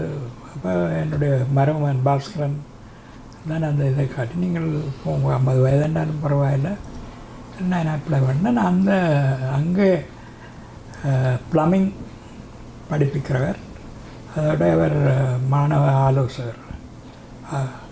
அவர் எங்களுடைய நகரத்தில் தான் இருந்தார். நான் எந்த அப்ளிகேஷன் போனோடனே அவர் தன்னை வீட்டை கூப்பிட்டு நீங்கள் வாங்க பரவாயில்லை, பிள்ளைகள் எல்லோரும் 16-17 வயது பிள்ளைகள் தான், நீங்கள் பின்னரிசையில் இருக்கிறார். அவர் இந்த யுஎன் இதில் அவற்ற மனைவி ஒரு ஆங்கில பேராசிரியர். அவற்ற வீட்டில் போய் பார்த்தா சுவர் முழுக்க புத்தகங்கள் தான். அவர் புற நாடுகளில் யுஎனுக்கு அந்த இதை போய் வேலை செய்கிறார். அப்போ அவர் அந்த அந்த எக்ஸைல்ஸ் எழுத்தாளர்கள் யார் தங்களை வேர்களை தேடி எழுதுகிற புத்தகங்களை எனக்கு கொண்டு வந்து தருவேன். இதை கட்டாயம் வாசிக்கணும். அப்போ அந்த ரீதியில் நான் பார்த்து கூடுதலான விஷயங்களை அவர் தான் நான் ஆங்கிலத்தில் எழுதின நிலக்கிளியை டெனிஷ் மொழிக்கு மொழிபெயர்த்தார்.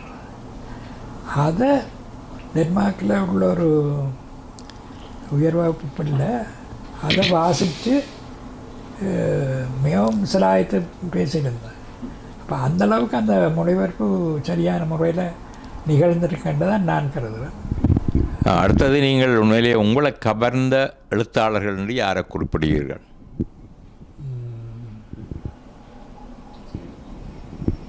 இலங்கையில் ஈழத்திலேயோ? இலங்கையில் என்றாலும் சரி, கனடாவில் என்றாலும் சரி, ஈழத்திலேயாவது. இப்போ கனடாவில் இங்கே இருக்கிறார்கள் ஈழத்தேவகாந்தன், முத்துலிங்கம் போன்றவர்கள். அதே போல் ஈழத்தில் இருக்கிற சிறந்த எழுத்தாளர்கள், இந்தியாவில் இருக்கிற எழுத்தாளர்கள், ஆஸ்திரேலியாவில் இருக்கிறவர்கள் என்றாலும் பரவாயில்லை. நீங்கள் யார் சிலாகித்து சொல்லக்கூடியவர்களுடைய கருத்துக்களை சொன்னீர்கள் என்றால் நேயர்கள் கேட்பதற்கு பொருத்தமாக இருக்கும் நினைக்கின்றோம். நீல பத்மநாபன் அவர் 3 தலைமுறைகள் என்ற ஒரு கதை எழுதினார். அவற்றை எழுத்துக்கள் எனக்கு உங்களுக்கு பிடிக்கும். மலையாள மொழிபெயர்ப்பு நாவல்களும் நிறைய. இலங்கை எழுத்தாளர்களுடைய படைப்புகள் இப்பொழுது நான் கூடுதலாக ஆங்கிலத்தில் எழுத வேண்டும் என்று விரும்புவதால் என்னுடைய மொழிபெயர்ப்பு மொழி மாற்றத்துக்கெல்லாம் இப்போ ஒரு புத்தகத்தை நான் படிக்கும் பொழுது அது என்ன மாதிரி அந்த இடத்தை கையாண்டிருக்கிறோம். இப்போ சில புத்தகங்கள் இனி மொழி மாற்றத்திலேயும் ஒன்று இருக்குது. இந்தியன் இங்கிலீஷ், ஸ்ரீலங்கன் இங்கிலீஷ் ரெண்டு புறம்பான இங்கிலீஷ் வந்துட்டு. அது மட்டுமில்லை, இந்தியாவிலேயே தமிழ்நாட்டு English, Delhi English, north Indian English என்று சொல்லி அங்கேயும் வித்தியாசங்கள் இருக்குது. ஏனென்றால் அதை ஏற்றுக்கொள்ள வேண்டிய ஒரு கட்டாயத்துக்கு வந்துட்டு நாங்கள் இப்போ இங்கேயே பார்த்தீங்கன்னா கனேடியன் இங்கிலீஷ் வேறு, அமெரிக்கன் இங்கிலீஷ் வேறு, ஆஸ்திரேலியன் இங்கிலீஷ் வேறு. இப்போ அப்போ அந்த வகையில் மொழிகள் எங்களோட நாட்டிலேயே இப்போ நீங்கள் பார்த்தீங்கன்னா தெரியும், மட்டக்களப்பு பேச்சு தமிழுக்கும் யாழ்ப்பாணத்து பேச்சு தமிழுக்கும் கணக்க வித்தியாசங்கள் இருக்குது. யாழ்ப்பாணத்துக்குள்ளேயே நீங்கள் போனீங்கன்னா பாசவூர், கரவூர் பேச்சு தமிழுக்கும் பல்வெடுத்துறை பேச்சு தமிழுக்கும் மற்றாக்களுக்கும். அதேமாதிரி நாங்கள் பன்னிக்கில் இருந்தோண்டும் பக்கத்தில் கிராமங்கள் இப்போ கோக்குலாவுக்குத்துறைக்கு நாங்கள் போனோமாக இருந்தால் அவர்களுடைய பேச்சு நட வித்தியாசமாக இருக்கும். அப்போ அது இந்த நேரம் நான் கட்டாயம் குறிப்பிட வேணும். இப்போ செய்தி வாசிக்க சாதாரணமாக இருக்கக்கூடியன்னு பேசுகிறேன். ஜனாதிபதியாக இருக்கக்கூடிய, அப்போ அவர் என்ன அதுக்கு முதல்ல அவருக்கு தகுதி இல்லையோ? இல்லை இருக்கக்கூடியன்னா இனித்தான் இருக்க போகிற ரெண்டு கருத்தும் அப்படியும் வரும். மற்ற மரணம் நிகழ்கின்ற வாய்ப்பு கிடைக்கும். அப்படியான தமிழ் மொழிபெயர்ப்புகள் பல மோசமாகத்தான் என்னென்னு சொன்னால் அது தொலைக்காட்சிகளாக இருந்தானே வானொலிகளாக இருந்தானே கண்மூடித்தனமாக சில விஷயங்களை பின்பற்றுகின்றார் எங்களுடைய. அப்போ அந்த எழுத்து துறையிலே எப்படியா சீர்திருத்தங்களையும் உங்களுடைய எழுத்துக்களை வாசிக்கிறவர்களுக்கு சரியான தமிழை படிக்க முடியும், பாவிக்க முடியும்னு நீங்கள் நம்பிக்கை வைத்திருக்கிறீர்கள். மற்றது ஆசிரியர்களை பொறுத்த நான் நினைக்கிறேன் இங்கே கனடாவில் இல்லை வெளிநாடுகளில் தமிழை கற்பிக்கின்ற ஆசிரியர்கள் மிகவும் கவனமாகத்தான் செய்கின்றார்கள். இருந்தாலும் கூட இந்த லேசினஸ், ஒரு புத்தகத்தை எடுத்து கையில் வச்சு வாசிக்கின்ற அந்த அனுபவம் இப்போத்தைய தலைமுறைக்கு இல்லை. அது எங்களோட வயது அதை போல ஒரு சுகமான அனுபவம் ஒன்றும் இல்லை. ஆனால் இப்போ அந்த ஒலி மூலமாக சுகமாக கேட்கலாம். என்ன இப்பொழுது என்னென்னா தொழில்நுட்பம் வளர்ச்சியின் காரணமாக கற்பித்தல் முறைகளில் பலபடியும் நாங்கள் முன்னேறினோம். அது மட்டும் இல்லாமல் இப்போ என்று சொல்லப்படுகின்ற செயற்கை நுண்ணறிவும் கற்பித்தல் துறையில் பல மாற்றங்களை கொண்டு வந்துவிட்டது. ஆகவே நூலை எடுத்து வாசித்துக்கிறவர்களுக்கு கேட்குற அளவுக்கு பிள்ளைகளும் இல்லை. மற்றது அவருடைய எல்லாம் மாறிக்கொண்டு வருகின்றது. ஆனால் பிரச்சனை என்று சொன்னால் ஆசிரியர்கள் போட வேண்டிய நேரம், அவருடைய எஃபர்ட் மிக கூடுதலாக இருக்கிறது. அவர்கள் என்ன ஒரு 40 நிமிஷத்துக்கு நாங்கள் படிப்பிக்க போகிறோம் அல்லது 1 மணிக்கு படிப்பிக்கிறோம்னு சொன்னால் ஒரு 3 நாளைக்காவது ப்ரிப்பேர் பண்ண வேண்டிய கட்டாயத்துக்கு அவர்கள் இருக்கிறார்கள். ஆனால் அதை பலர் செய்வதில்லை. என்றால் என்னென்ன மாதிரி ஒவ்வொரு 5 நிமிஷத்துக்கும் ஒரு இதை மாற்றிக்கொண்டே இருக்க வேணும். பிள்ளைகளுக்கு மாற்றி கொடுக்க வேண்டும் வேலைகளையும் அந்த நடவடிக்கைகளையும். அதை ஒழுங்காக செய்தால் அந்த பிள்ளைகள் விருப்பமாக வருகிறார்கள். இல்லையென்றால் கொஞ்சம் கஷ்டமான நிலைமை தான் இருக்குது. இதுக்கு நேர் எதிர்மாறாக புத்தகங்கள் நிறைய வெளியிடப்பட்டு கொண்டு தானே இருக்கின்றது. டிமாண்ட் இல்லாமல், அதாவது அதுக்குரிய கேள்வி இல்லாமல் விநியோகங்கள் நடந்து கொண்டிருக்கிறது. உண்மையிலேயே இப்பொழுது புத்தகங்கள் இன்னும் ஒரு வடிவம் எடுத்து விட்டது தானே. ஏஐ வந்த உடனே அது நீங்கள் கணனியில் வாசிக்கக்கூடிய நிலைமைகள் எல்லாமே வெப்சைட்டில் போடுவபடியாக நீங்கள் புத்தகத்தை எழுதுகிறவருக்கு வருமானம் இல்லை, அவருக்கு விலப்படாத புத்தகம் அங்கே பார்த்தால் இலவசமாக எங்கே வாசிக்கலாம் என்று தான் பார்க்கின்ற ஒரு நிலைமை இருக்கிறது. அது பொதுவான ஒரு அபிப்பிராயம் என்னென்னு சொன்னால் காலத்தின் தேவையும் மற்றது சரியாக மற்றது உங்களுக்கு கண் தெரியாதுன்னு சொன்னாலும் திரையில் போட்டுட்டு வாசிக்கல பிரிப்பிச்சு போட்டு வாசிக்கக்கூடிய நிலைமை இருக்கிறது. புத்தகத்தை எடுத்தால் அது சின்ன எழுத்துக்கள் தொடர்ந்து வாசிக்க முடியாத வயது போனவர்களுக்கு அது கொஞ்சம் சிரமமாக இருக்கிறது. மற்றது அந்த இன்றைய நிலையில் என்னோட கூடிய அளவுக்கு பிள்ளைகளை பொறுத்தளவில் அவர்கள் திரைகளில் தான் விளக்குறார்கள். அதனால் சின்ன நூல்களை அல்லது சின்ன எழுத்துக்களை வாசிக்கிறதுக்கு அவர் கொஞ்சம் பஞ்சு பெறுகிறார்கள். அவர்களுக்கு கண் பிரச்சனையும் கொடுக்கின்றது. நாங்கள் விமானத்தில் வரும் பொழுதும் டாய்லெட்டுக்கு போக வரைக்க மிகவும் சின்ன பிள்ளைகள் இந்த கையிலே வச்சு கொண்டு தொழில்நுட்ப அதுக்கு முன்னேற்றம். அதுதான் இப்போ எனக்கு அண்மையில் ஒரு நண்பர் லண்டனில் இருக்கிறார். உங்களுடைய கதைகளை முந்தி வந்த சித்திர கதைகள் மாதிரி படத்தோடு சேர்த்து போட்டால் பிள்ளைகள் இலகுவாக வாசிப்பார்கள், இலகுவாக அவர்களை கவர முடியும் என்ற ஒரு அபிப்பிராயம் இருக்கின்றது. அதை பற்றி உங்களுடைய கருத்து என்ன?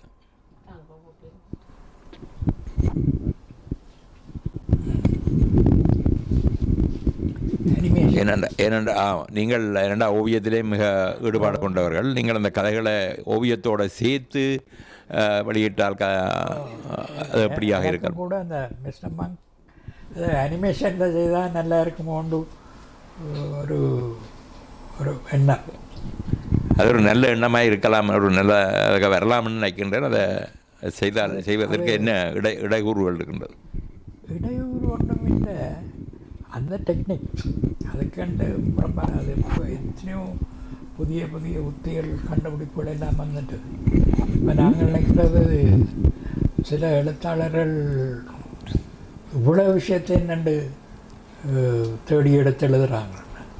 அவங்கள ஒரு குரூப் இளைஞர்களை வச்சுருக்குறாங்க. ஆமாம், எல்லாருக்கும் ஒரு பணி கொடுக்கப்பட்டிருக்கு. அப்போ அவையில் கலெக்ட் பண்ணி எல்லாம் எடுத்து அதன் சாராம்சத்தை தான் இவர் வெளியிடுறார். அது உண்மையிலேயே நீங்கள் பல்கலைக்கழகங்களில் பார்த்தீர்கள் என்றால் பேராசிரியர்கள் ஆய்வு மாணவர்களுக்கு ஆய்வுக்கு கட்டுரைகள் கொடுப்பார்கள், வேறு அது எல்லாத்தையும் திரட்டி பிறகு அவர்கள் தாங்களே வெளியீடு செய்வார்கள். என்று சொன்னால் அவர்களுக்கு அந்த சோர்ஸ் எல்லாம் இருந்த இடத்துலையே பெற்றுக்கொள்ளக்கூடிய வாய்ப்புகள் இருக்கு. அது ஒரு வித்தியாசமான ஆய்வு முறை. அதே மாதிரி கதை எழுதுவது என்பது உண்மையிலேயே அவருடைய உள்ளதில் பட்டது, மூளையில் உள்ளதுக்கு இருந்து வெளிவருவது மட்டும்தான். அவர்கிட்ட அது வாசிப்பு நிறைய வாசிக்க வேண்டிய நிலைமை இருந்தாலும் கூட வாசிப்பு என்றால் கூடிய அளவுக்கு ஒரு வாசிப்பு தான் ஒரு மனிதனை முழு மனிதனாக்குகின்றது என்ற கருத்து. அந்த கருத்தில் நீங்கள் நிறைய வாசிக்கிற காரணத்தினால்தான் உங்களை எழுத்துக்கள் இவ்வளோ தூரத்துக்கு சிறப்பாக. உங்களோட வாசிப்பை பற்றி என்ன சொல்லுகிறீர்கள்? நான் நிறைய நான் ஏற்கனவே பெனி என்று சொல்லி எனக்கு நிறைய புத்தகங்கள் தருவார். கூடுதலாக நான் ஆங்கிலத்தில் எழுத வேண்டும் என்பதற்காக தமிழ் மற்ற நான் இருக்கின்ற இடத்துல எங்களுடைய நூலகத்திலே அல்லது நண்பர்கள்ட்ட தமிழ் புத்தகங்கள் அப்படி எனக்கு வந்து கிடைக்கிற புது புத்தகங்கள் எல்லாம் மருதன்னு ஃபேஸ்புக்கில் பார்ப்பேன். ஆனால் ஒன்றும் என் கைக்கு வார இல்லை. நான் அதை பெருசாக பொருட்படுத்தலை. நான் ஆங்கிலத்தில் எங்களுடைய பிரச்சனைகள் இவற்றை பற்றி உலகம் அறிய எழுத வேணும் என்ற ஒரு ஆர்வம் இருக்கிறபடியா. அதை விட நான் சில சிந்தனைகளை மாற்றி அமைக்கலாம். உதாரணமாக அர்த்தமுள்ள இந்துமதம் என்ற 10 பாகத்தை நான் கண்ணதாசன் எழுதினேன்.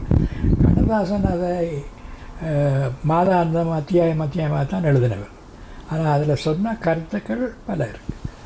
அந்த பாடியிலே இப்போ நான் உலகத்தில் பெரும்பான்மையான நாடுகளில் கிறிஸ்தவ பல மாற்றங்களை கண்டிருக்கு.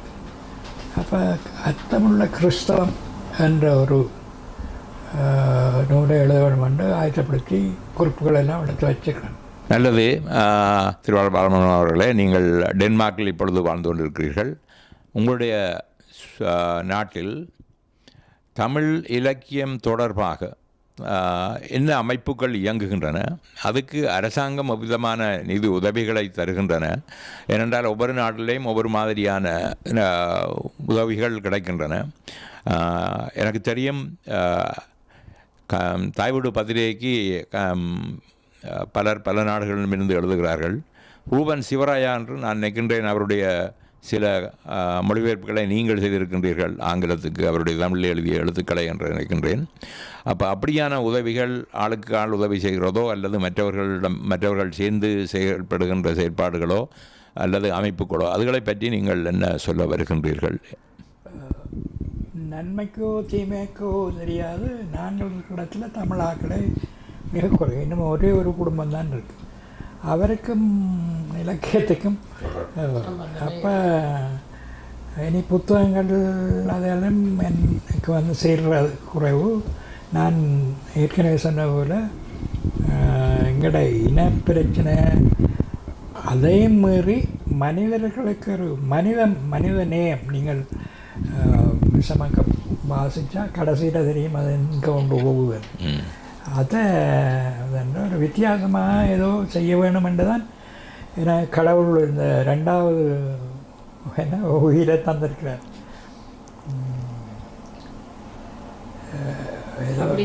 சரி, எனக்கு நன்றாக தெரியும் நீங்கள் ஒரு கட்டத்தில் பேச முடியாமல் சுயநமாக இருந்தது. ஏனென்றால் உங்களை தொடர்பு கொண்ட போது அது முடியாமல் இருந்தது. ஆனால் இப்பொழுது நீங்கள் தேறி இலக்கிய முயற்சியில் வந்து கொண்டிருக்கின்றது மிக மகிழ்ச்சியை தருகின்றது. நீங்கள் முக்கிய காரணம் என்னுடைய மனைவி அளித்த ஊக்கம் தம்பம். மற்றது அதை எந்த ஒரு ஆண்மகனும் மறக்க முடியாது என்று சொன்னால், உண்மையிலேயே நானும் உங்களோட வந்து கதைக்கிறேன்னு சொன்னால் அதுக்கு எனது துணை தான் காரணம். அந்த அளவுக்கு எனக்கு அது மட்டுமில்லை. அந்த மொழிபெயர்ப்பை பற்றி நான் கேட்டேன். ரூபன் சிவராயா அவர்கள் நான் நினைக்கிறேன் உங்களுடைய ஊரவர் என்று. அவரை பற்றி நீங்கள் அவருக்கு பல துறைகளே உதவி செய்ததாக, மொழிபெயர்த்து அவருடைய கவிதைகளை மொழிபெயர்த்ததாக கேள்விப்பட்டேன். நோர்வேல இருக்கிறார், எனக்கு தெரியும். சிவராயா தகப்பனையும் தெரியும். அப்போ அவர் இங்கே நல்ல கட்டுரைகள் எழுதி கொண்டிருக்கிறார். நான் பல வேறு இடங்களில் இலங்கை ரூபனை போல அளவுக்கு பல துறைகளிலையும் ஆளுமையும் அதை வெளிப்படுத்துகிற தன்மையும் வேறு ஆட்களுக்கு, நான் அறிஞாக்களுக்கு எனக்கு ரூபனோடு தான் கூடுதலான தொடர்பு. அவருடைய தகப்பனை நாங்கள் மாம்பழம் சிவராயான்னு சொல்லுவோம். ஆமாம். அப்போ மிகச்சிறு நான் ஒரு காலத்தில் ஒரு 10 வருட காலமாக தமிழ்நெட் என்ற அமைப்புக்கு தராக்கி அவர்கள் மறைந்த பிறகு அந்த இடத்துக்கு நான் தான் நியமிக்கப்பட்டேன். அப்போ நான் அடிக்கடி நோர்வே செல்லும் பொழுது சிவராஜா ரூபன் அப்போ ரூபன் இளமாள் மிகவும் வல்லமை அந்த தமிழ் மொழியை மற்றது அகதிகளாக போகும்பொழுது நோர்வேக்கு போனவர்கள் அதிர்ஷ்டம் செய்வார். அவர்கள் மாணவர்களாகத்தான் ஏற்றுக்கொண்டார்கள். நாங்கள் டென்மார்க்கு வந்தவர்கள் அகதிகளாக வந்தவர்களுக்கு 18 மாதம் தங்களுடைய பாதுகாப்பிலே வச்சிருந்து மொழி வழக்கி ஏதாவது ஒரு தொழில்துறை இப்போ பஸ் டிரைவரோ அது பெரும்பாலான கனடாவிலும் அதே நிலைமை தான். நீங்கள் யூரோப்பில் போனால் இப்போ ஃப்ரான்ஸில் என்னன்னு இல்லை அங்கே அது நடக்கிறதுக்கு எதிர்மாறாங்க ஸ்டூடெண்ட்டாக அவைக்கு வீடு வாங்குறதுக்கு அது லோனுகள் அப்படி இப்படின்னு அங்கே நல்ல ஒரு ஸ்டார். அதே ரூவனை போல இன்னும் ஒருவர் சரவணன் சொல்லி ஒருவர் இருக்கின்றார். அவரும் நல்ல சர்வானந்தன் மலையதை சேர்ந்தவர். இல்லை சரவணன் அரியாலை அதுவும் இருக்குன்னா அரியாலையிலேருந்து சர்வானந்தன் அண்டு. ஆமாம், இல்லை சரவணன் வந்து கூடிய அளவுக்கு இலங்கையின் அரசியல் வரலாறு அதுகளை பற்றி கண்ணக்க தேட்டம் இது எழுதி கொண்டிருக்கின்றார். அவரோட உங்களுக்கு ஏதாவது தொடர்புகள் இருக்கா? அவரோட இல்லை, மற்றது ஒரு ப்ரொஃபஸர் பேராசிரியர் சண்முகநாதன் நினைக்கிறேன். அது ப்ரொஃபஸர் ரகுபதி இங்கே வந்து அடிக்கடி வந்து போகிறவர். இங்கே மகாநாடுகள் நடந்து அவர் கட்டாயமாக வருவார். ஓமோமோம் சேரன் பார்வதி பார்வதி விட்டேன் தாங்கிறவர். அவர் பற்றி நன்றாக தெரியும் ரகுபதியை பற்றி. குணசிங்கம் அவர்களுடைய சில இலங்கை தமிழர் வரலாறு, அது ஆங்கிலம் தமிழ் ரெண்டிலும் மொழி வந்தது, அதை உருவாக்குவதில் அவருக்கு உதவியாகவும் நான் இருந்திருக்கிறேன். அவருக்கு இங்கே தகவம் அமைப்பு கூப்பிட்டு பரிசு வழங்கின பொழுது கௌரவப்படுத்தினது ரகுபதி அவர்கள் என்னை அந்த நிகழ்வில் கட்டாயம் கலந்து கொள்ளணும். ஏன்னா அந்த புத்தகத்தில் நான் செய்த பங்கு ரகுபதிக்கு வடிவாக தெரியும். அந்த இதில் கலந்துள்ளேன். இதை விட நீங்கள் எழுதிய புத்தகங்களை மொழிபெயர்த்ததை விட வேறு என்னென்ன துறைகளில் நீங்கள் உங்களுடைய ஈடுபாடுகள் அல்லது பங்களிப்பு இருந்திருக்கின்றது? ரூபனுடைய கவிதைகள் மிக நுட்பமாக இருக்கு. இந்த கவிதைகளின் போக்கும் பயன்படுத்துகின்ற சொற்கள் அதிலெல்லாம் மிகவும் அப்போ உடனடியாக ஆங்கிலத்துக்கு மொழிபெயர்க்க வேணும் என்ற ஒரு உந்துதல் உங்களுக்கு வருகின்றது.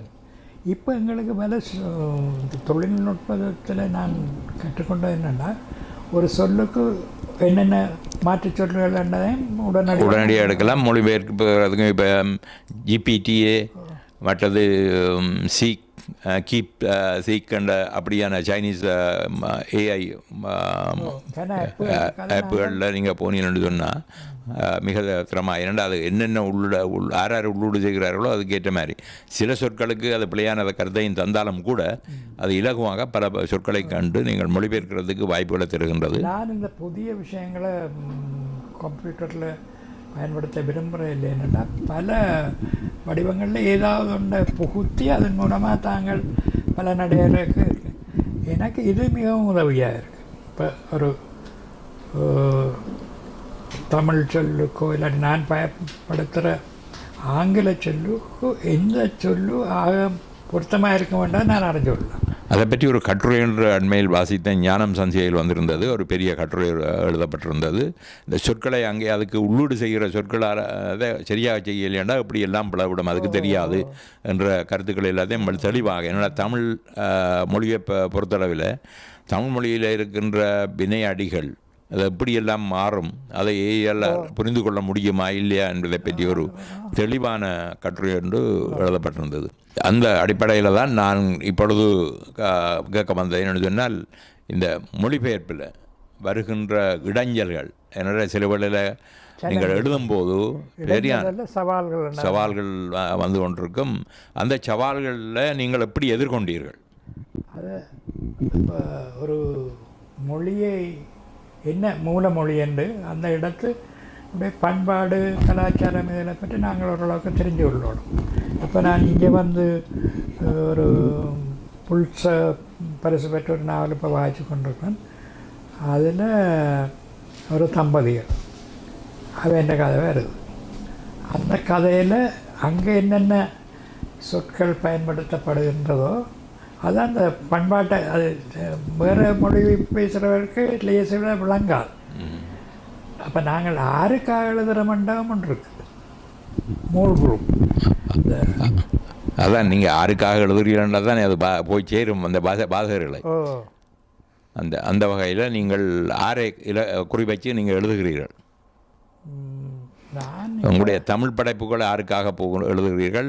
ஆங்கிலத்தில் மொழிபெயர்க்கப்படுறது யாருக்காக செய்கிறீர்கள்? ஆங்கிலத்தில் மொழிபெயர்த்து என்னென்னா இங்கே பல நாடுகளில் உள்ள பிள்ளைகளுக்கு தமிழ் பேச தெரிஞ்ச தமிழை வாசிக்கிற அளவுக்கு அவர்களுக்கு உதவியாக இருக்கும் என்றதான் என்ற ஒரு அடிப்படையாக எண்ணம். அப்படி என்ன போவேக்க ஒரு பிள்ளை இப்போ நான் எழுதின நிலக்கிளியை இங்கே ஆங்கிலத்தில் இருந்தேன். அந்த பிள்ளை கொண்டு போய் தன் வகுப்பு பிள்ளைகளுக்கு சில இன்ட்ரெஸ்டாக இருக்கும். அப்படி நோவையில் நடந்திருக்கு. நான் போன இடத்துல ஒரு 8ஆம் 9 பிள்ளைகளுக்கு ஒரு அனுபவதி கலைக்கூடம் என்று அதை ஆரம்பித்து அதில் புஷ்பராணின்னு சொல்லி ஒரு பொறுப்பாக இருக்கிறா. இப்போ தெரியல. அப்போ 10-15 வருடங்களுக்கு முந்தி அனுபவதி ஆரம்பிக்க நான் அங்கே போய் அந்த பிள்ளை கடவுளேன்னு கடவுள் தந்த கொடையால் பல நாடுகளுக்கும் போய் இப்படியான ஆக்களை சந்தித்து அவர்களுடைய அறிமுகத்தை பெற்றுக்கொண்டது. நான் நினைக்கிறேன் என்னுடைய அந்த புலம்பெயர் நாடுகளிலே வாழ்கின்ற எங்கள் தமிழ் பிள்ளைகள்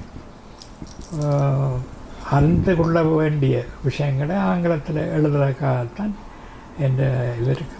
உங்களுடைய எண்ணக்கரு அவர்களுக்கு உதவ வேண்டும், ஆங்கிலத்திலேயாவது எழுத வேண்டும் என்றது.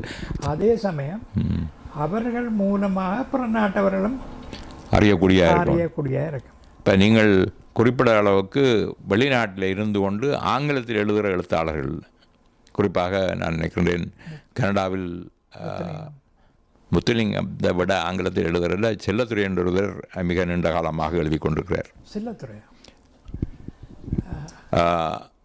அவர் மிக பிரபலமான எழுத்தாளராக கனடாவில் இருக்கிறார் நினைக்கிறேன். ஆனால் அது ஆங்கில மொழி மூலமானவர்களுக்கு மட்டும்தான் அவரோட பரிச்சயமாக இருக்க வேண்டும்.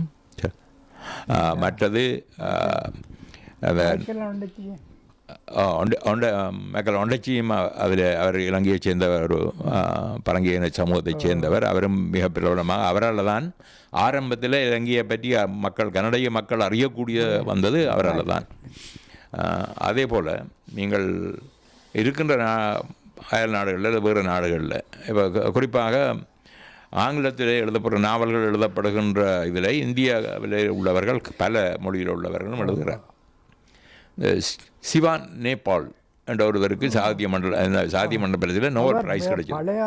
பழைய ஆள் அவர் பிரியான கட்டுரைகள்லாம் கூட பிரியான கட்டுரைகள் இல்லை, அவற்றை கதைகள் எல்லாம் வெளியிட. இப்போ அதே போல் இன்று கூடிய அளவுக்கு புலம்பெயர் இலக்கியம், மற்றது போர்க்கால இலக்கியம், அதே போல் பிரதேச இலக்கியங்கள். இப்போ அந்த வகையில் இப்போ நாங்கள் பிரதேசத்துக்கு நாட்டுக்கு நாடு வித்தியாசமாக இருக்கிறபடியால் கூடிய அளவுக்கு இன்றைக்கு மலேசிய இலக்கியங்களுக்கும் தமிழ்நாட்டு இலங்கை இலக்கியத்துக்கும் தமிழ்நாட்டு இலக்கியத்துக்கும் வித்தியாசம் இருக்கிறது போல் இன்று ஆஸ்திரேலியாவில், கனடாவில், நீங்கள் வாழுகின்ற நாடுகளில், யூரோப்பில் இருக்கிற வித்தியாசங்களை உங்களால் அறிந்து கொள்ள முடிஞ்சதா அல்லது அதை பற்றி என்ன நினைக்கின்றீர்கள்?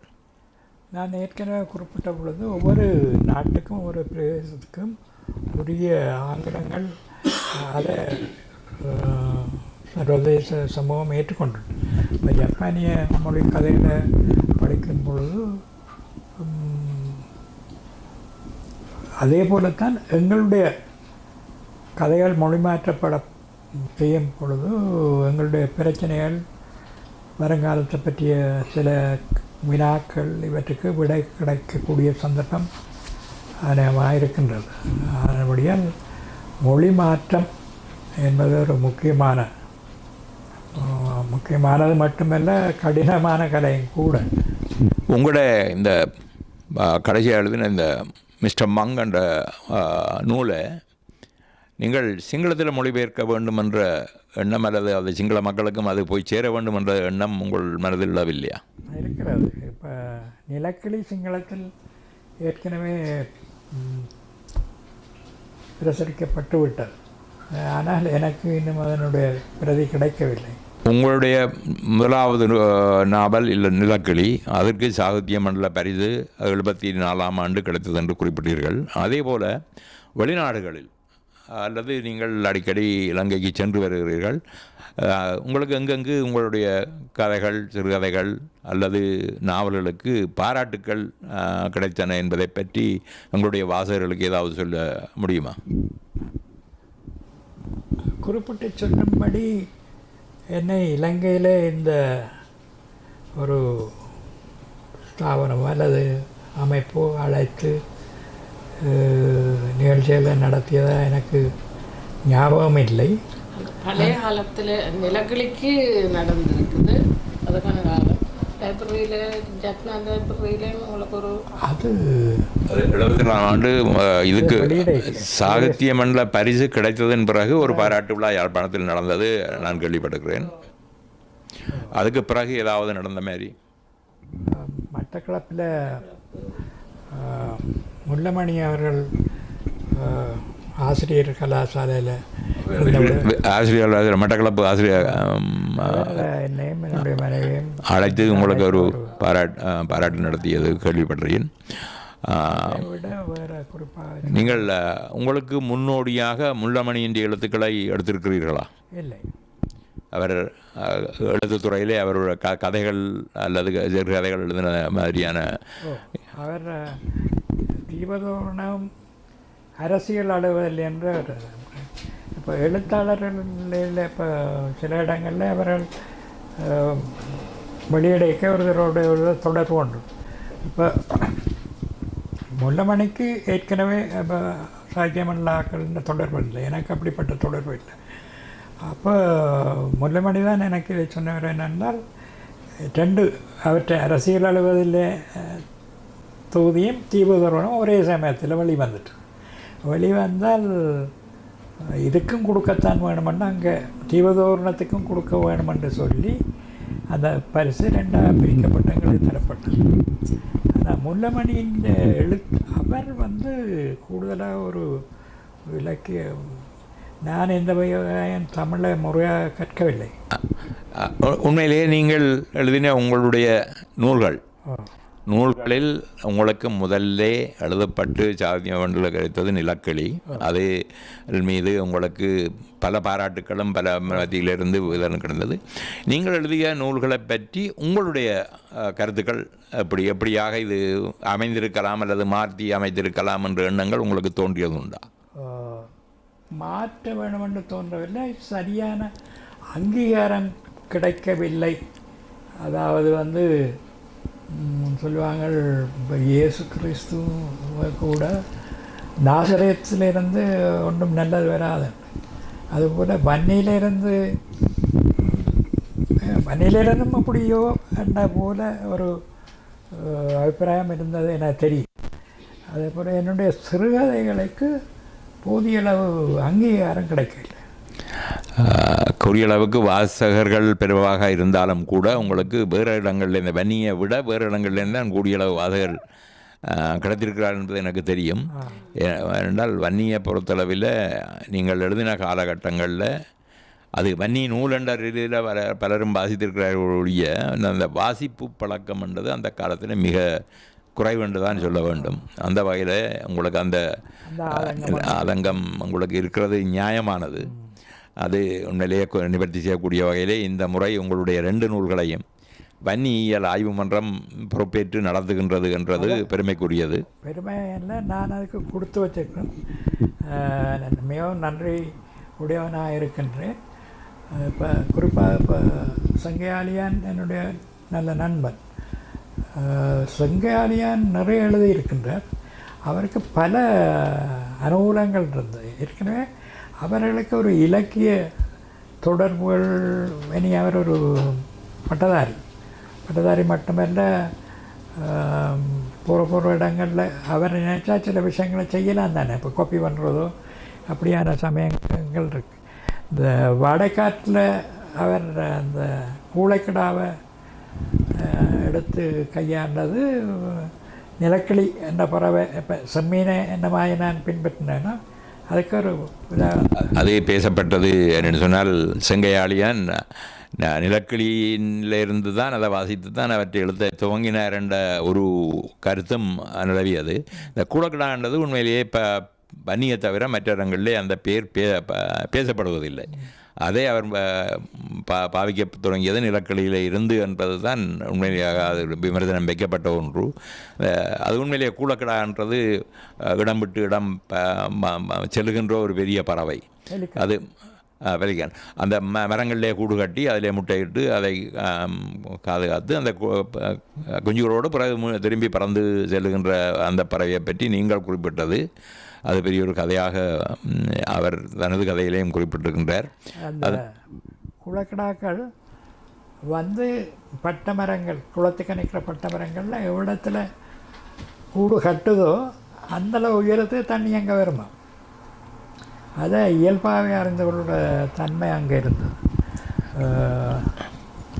அந்த கூட கட்டுறதுக்கு தண்ணி முட்டாமல் அளவுக்கு தான் அது உயரத்தில் இருந்தனால அது குளங்களுக்கு எனக்கு தெரியும். நான் பல குளங்கள்லேயே அதை தண்ணூர் குளத்தில் நிறைய கூடு கட்டி இருக்கும் நாங்கள் பார்க்குறோம். நாங்கள் உண்மையிலேயே அது ஒரு விசித்திரமான பறவை. அதை பற்றி நீங்கள் சிலாகித்திருப்பது உண்மையிலேயே அது வரவேற்கத்தக்கது. நான் சிறக சைபீரியாவிலிருந்து இடம்பெயர்ந்து சீதோஷன் அதை வச்சு தான் காயாம்பு ஒன்று சிறுகதை. அந்த சிறகையை பற்றியும் ஒரு மிகவும் அது எங்களுடைய விவசாயத்துக்கு ஒரு எதிரியாக நாங்கள் பார்க்கின்ற ஒரு பறவை. குடிக்கிறது அதான் நெல்லை அது பலகை அடித்தால் அந்த நெல்லை குடிச்சிடும். தண்ணி இருந்ததுன்னா போய் இதை கூட்டி குடிச்சிடும் என்ற கதையும் அதில் நீங்கள் அதில் போட்டிருப்பது உண்மையிலே பல பேருக்கு தெரியாத விடயங்கள். அது வன்னிக்கு மட்டும் உரிய சில விடயங்களை நீங்கள் சுட்டி காட்டியிருக்கிறீர்கள் கதையின் மூலம். அது பாராட்டத்தக்கது. அந்த வகையில் உங்களுடைய இலக்கியத்தை நீங்கள் பாராட்டுவத வேண்டும் என்ற ரீதியில் என்று உங்களுக்காக வெளியீடு செய்ய முன்வந்திருக்கிற அந்த நூல்கள் 2 நூல்களும் நிலக்கிளி பலகாலத்துக்கு முதல் 73ஆம் ஆண்டு நீங்கள் எழுதின கதையை இப்பொழுது ஆங்கிலத்தில் மொழிபெயர்த்து அதை வெளியீடு செய்கிறதுக்கு முன் வந்திருக்கிறார்கள். அதே போல் உங்களுடைய மிஸ்டர் மங்க் தமிழில் எழுதப்பட்ட நூலையும் வெளியீடு செய்ய முன்வந்திருக்கிறார்கள். அதை பற்றிய கூட்டத்தின் பின்னர் அதை பற்றிய விமர்சனங்களை பற்றி நாங்கள் பின்னர் ஒரு முறை சிலாகித்து கதைக்கலாம் நினைக்கின்றேன். இப்பொழுது நீங்கள் இலக்கிய வழி நேயர்களுக்கு என்ன கருதியாக என்ன கூற விரும்புகிறீர்கள்? இப்படிப்பட்ட நேர்காணல் மூலமாகத்தான் நாங்கள் எங்களுடைய கருத்துக்கள் பொதுமக்களை, வாசகர்களை சென்று அடைவதற்கு மிகவும் உதவியாக இருக்கின்றது. ஒரு வகையிலே எங்களுடைய எழுத்துக்கள், படைப்புகள் பொருளாதார ரீதியாக விற்பனை ஆவதற்கும் உங்களுடைய அமைப்பு மூலமாக கிடைக்கும் பிரபலம் அல்லது அது மிகவும் பெரிய உதவி. உண்மையிலேயே நாங்கள் முன்னர் உங்களை அழைத்து ஜூம் மூலம் நேரலையில் கதைக்க கேட்டபோது நீங்கள் சுகமிட்டிருந்தீர்கள் நன்றாக. எனக்கு நல்ல ஞாபகம். இதில் எங்கேயோ ஒரு பெரிய கட்டும் மாதிரி இருந்த அந்த படத்தையும் பார்த்து நான் வேதனைப்பட்டதும் உண்டு. இப்பொழுது நீங்கள் எங்களோடு வந்து கலந்து கொள்வது மிக்க மகிழ்ச்சியாக இருக்கின்றது. அதே நேரம் உங்களுடைய எழுத்துத்துறை மேலும் தொடர வேண்டும் என்று இலக்கிய வழியின் சார்பாக, நேயர்கள் சார்பாக உங்களை வாழ்த்துவதோடு நீங்கள் சுகமாக தொடர்ந்தும் இந்த இலக்கிய பணியில் ஈடுபட வேண்டும் என்ற தான் எங்களுடைய ஆசையும் வேண்டுகோளும். உண்மையிலேயே இந்த புலம்பெயர் இலக்கியங்களிலே உங்களுடைய இலக்கியமும் ஒரு இடத்தை பிடிக்கும். மற்றது என்னமொன்று, உங்களுடைய அமைதியான போக்கும் மற்றவர்களோடு அறையும் வில்லங்கப்படுத்த முடியாத அந்த நிலைப்பாடும் உங்களுடைய புத்தகங்களை மற்றவர்களுக்கு விற்க முடியாத நிலைமைக்கு உங்களை தள்ளியிருக்கிறது தான் நான் கருதுவேன். ஏனென்றால் இங்கே ஒரு பழமொழி இருக்கின்றது, நாங்கள் செல்ஃப் யோர் செல்ஃப் என்று. ஆனால் அந்த நிலைமைக்கு நீங்கள் உங்களை இட்டு செல்லவில்லை என்பது என்னுடைய ஒரு ஆதங்கம். செல்ஃப் ப்ரமோஷன் அது கட்டாயமாக தேவை. யாரெண்டான தங்களுடைய வெளியீடுகளையோ இதையோ முன்னுக்கு கொண்டு வரணும்னா தங்களை பிரபலப்படுத்த வேண்டிய ஒரு கட்டாய தேவை உண்டு. அதை நாங்கள் செய்வதில்லை, அது நானும் உட்பட. அதனுடைய அதை நீங்கள் தொடர்ந்து செய்ய முயற்சிக்க வேண்டும் என்று வேண்டுகோள் விடுத்து கொண்டு நன்றி கூறி விடைபெறுகின்றோம். நன்றி, வணக்கம்.